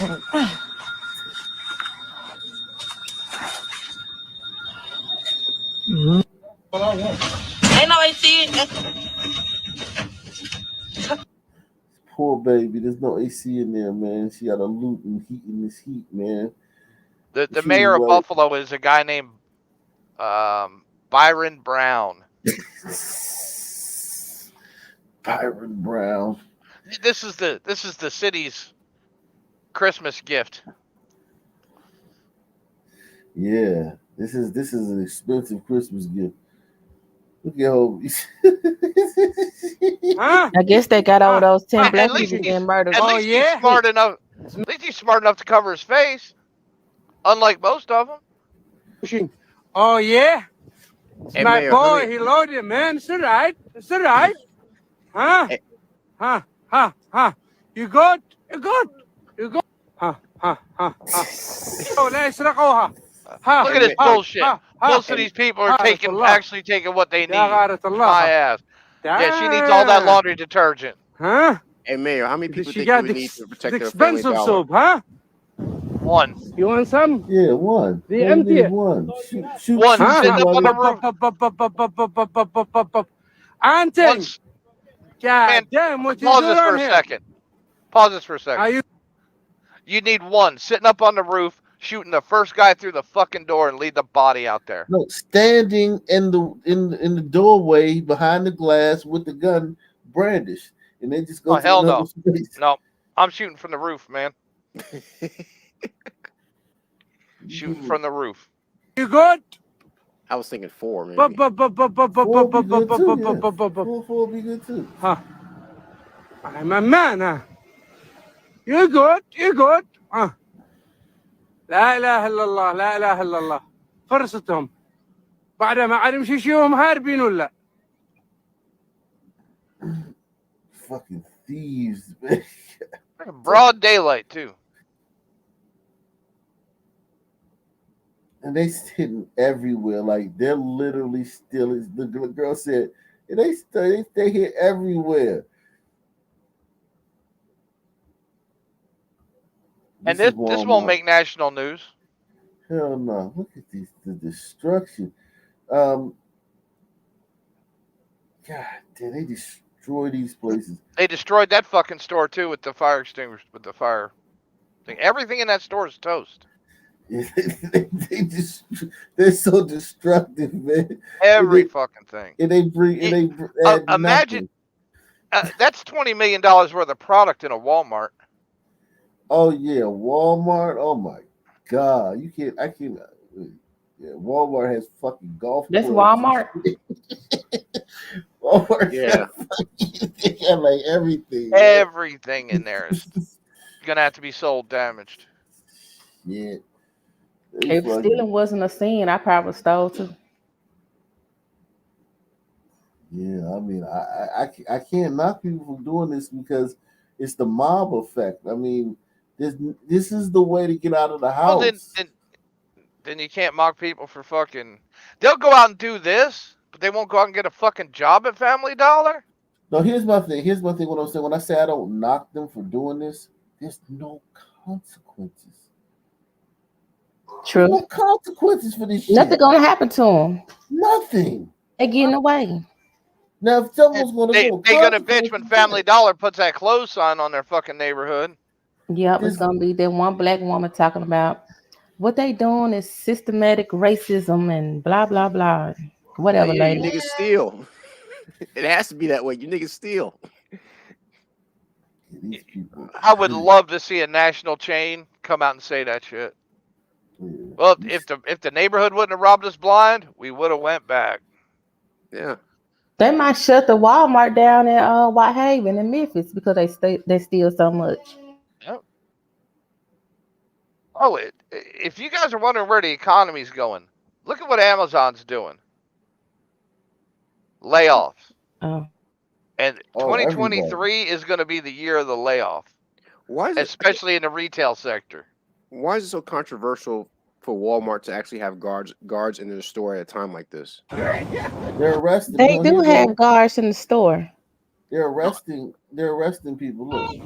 Get them. I mean, armed guards. Got him. They have armed guards in Memphis. They do. Okay, I've never been to Memphis. Fucking shit up. They are tired. They're arresting people. But That's grand. That's grand larceny. This man in the chat said everybody steals. You sound foolish like it's only black stealing. Okay. This is a black thing. This is a black city though. This is I know they cold as hell. And she got the cheap spots. People don't think of Buffalo like that. You got the cheap shit. Man. Your ass ain't clean with that toilet paper. Finger going right through. Finger going right through. Oh shit! They hit every store on film. They hit every store. She got a case of chicken in the fucking trunk. Look, they stuffed that car. They just going around. They got caught, man. They should have went home, man. They should have cut their losses, stopped when they were ahead, man. And that ain't no fucking hoopty they're driving in. That's an SUV.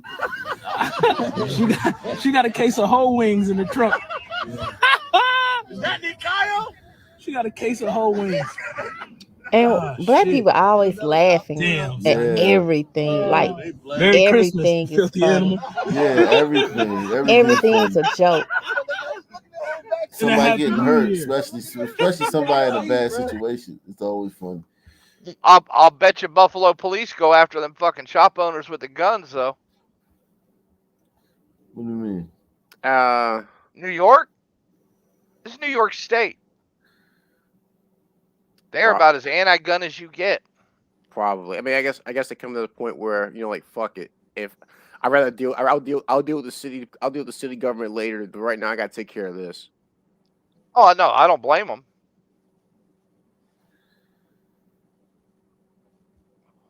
Wow. I agree. TikTok needs to be stopped. Yeah, TikTok making everybody. It does. It's a threat to this country. It's made from China. It's to dumb us down, to dumb the people here down. Yeah, it's terrible. Chinese TikTok, the algorithm feeds you science and STEM stuff. Yeah, they're not even allowed to do half of the things that the people here in America is doing. The algorithm shit here is pushing the dumbest fucking shit imaginable. Yeah, and they paying them for it. Yep. Well, this is South Africa. The loot in South Africa too. Oh, it's this white man on YouTube. He went to Ghana and he went to South Sudan, lady. and it's terrible. I had watched it. It's heartbreaking. Yeah. I said, "Boy, I'm glad I'm in America." Yeah, you know, yeah, For a little man. while longer. For a little while longer. This is What that South causing me?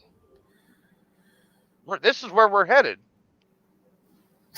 No, I doubt that. Yeah, What do you think New York City is going to look like in 2030 if this shit keeps headed this way? Gliders ain't I gonna don't let know. it. 7 Go where years. y'all go. Another 7 years. Gliders got to stop this shit. Come It's on, only been Gliders. 3 since Well, George Floyd. your people need to do something about it, Mayor. Yeah, fix this, Gliders. You know we. Yeah, You y'all know know how to we do can. it. So y'all You know fix we it. ain't gonna fix. We'd love to. You know we can't. We can't fix this, man. We can't fix Yeah, we this, can. man. We can fix this. Some people can fix this. But they had to cut off. They had to cut off those family members who are into this kind of shit. Yep. You never get invited to another barbecue. Yeah. Never get invited to another family reunion. Be outcast. Yeah, they gotta be cut off. Nah, man, we incapable of problem solving. We can't. We not good. I don't trust us problem solving. I would rather somebody else solve the problems. I would like for us to get out the way and not don't impede it. That's all I can really ask is don't impede it. Don't impede. Let the people who want to solve the problems solve it and get out of their way. I think and you don't think this didn't happen in Albany though, Rochester? So in you other saying cities that in New York State, in Connecticut, in all up Massachusetts? there? All Oh, up I there guarantee it. I guarantee it. They don't do this in Memphis though. You would think that they will, but they don't act like this in Memphis. Shit. They don't loot in Memphis when a storm comes. Really? Well, you don't get the kind of storms that stop the police either. I don't know, man. Yeah. Now they looted with the George Floyd. They did break into a store and stole all the shoes. I guarantee if Memphis ever got hit with a semi-major earthquake, they would go nuts and loot that entire city dry. Yeah, man. Salute to the freshman, man. Salute to you, man. Let me get out of here, man, so I can come back tomorrow strong. I gotta, fucking wash a fucking bunch of dishes, man, before I go to sleep, man. I'll see you guys tomorrow, man. Peace out. Good night. All right, peace out. Merry Christmas, everybody. Have a good night. Merry Christmas.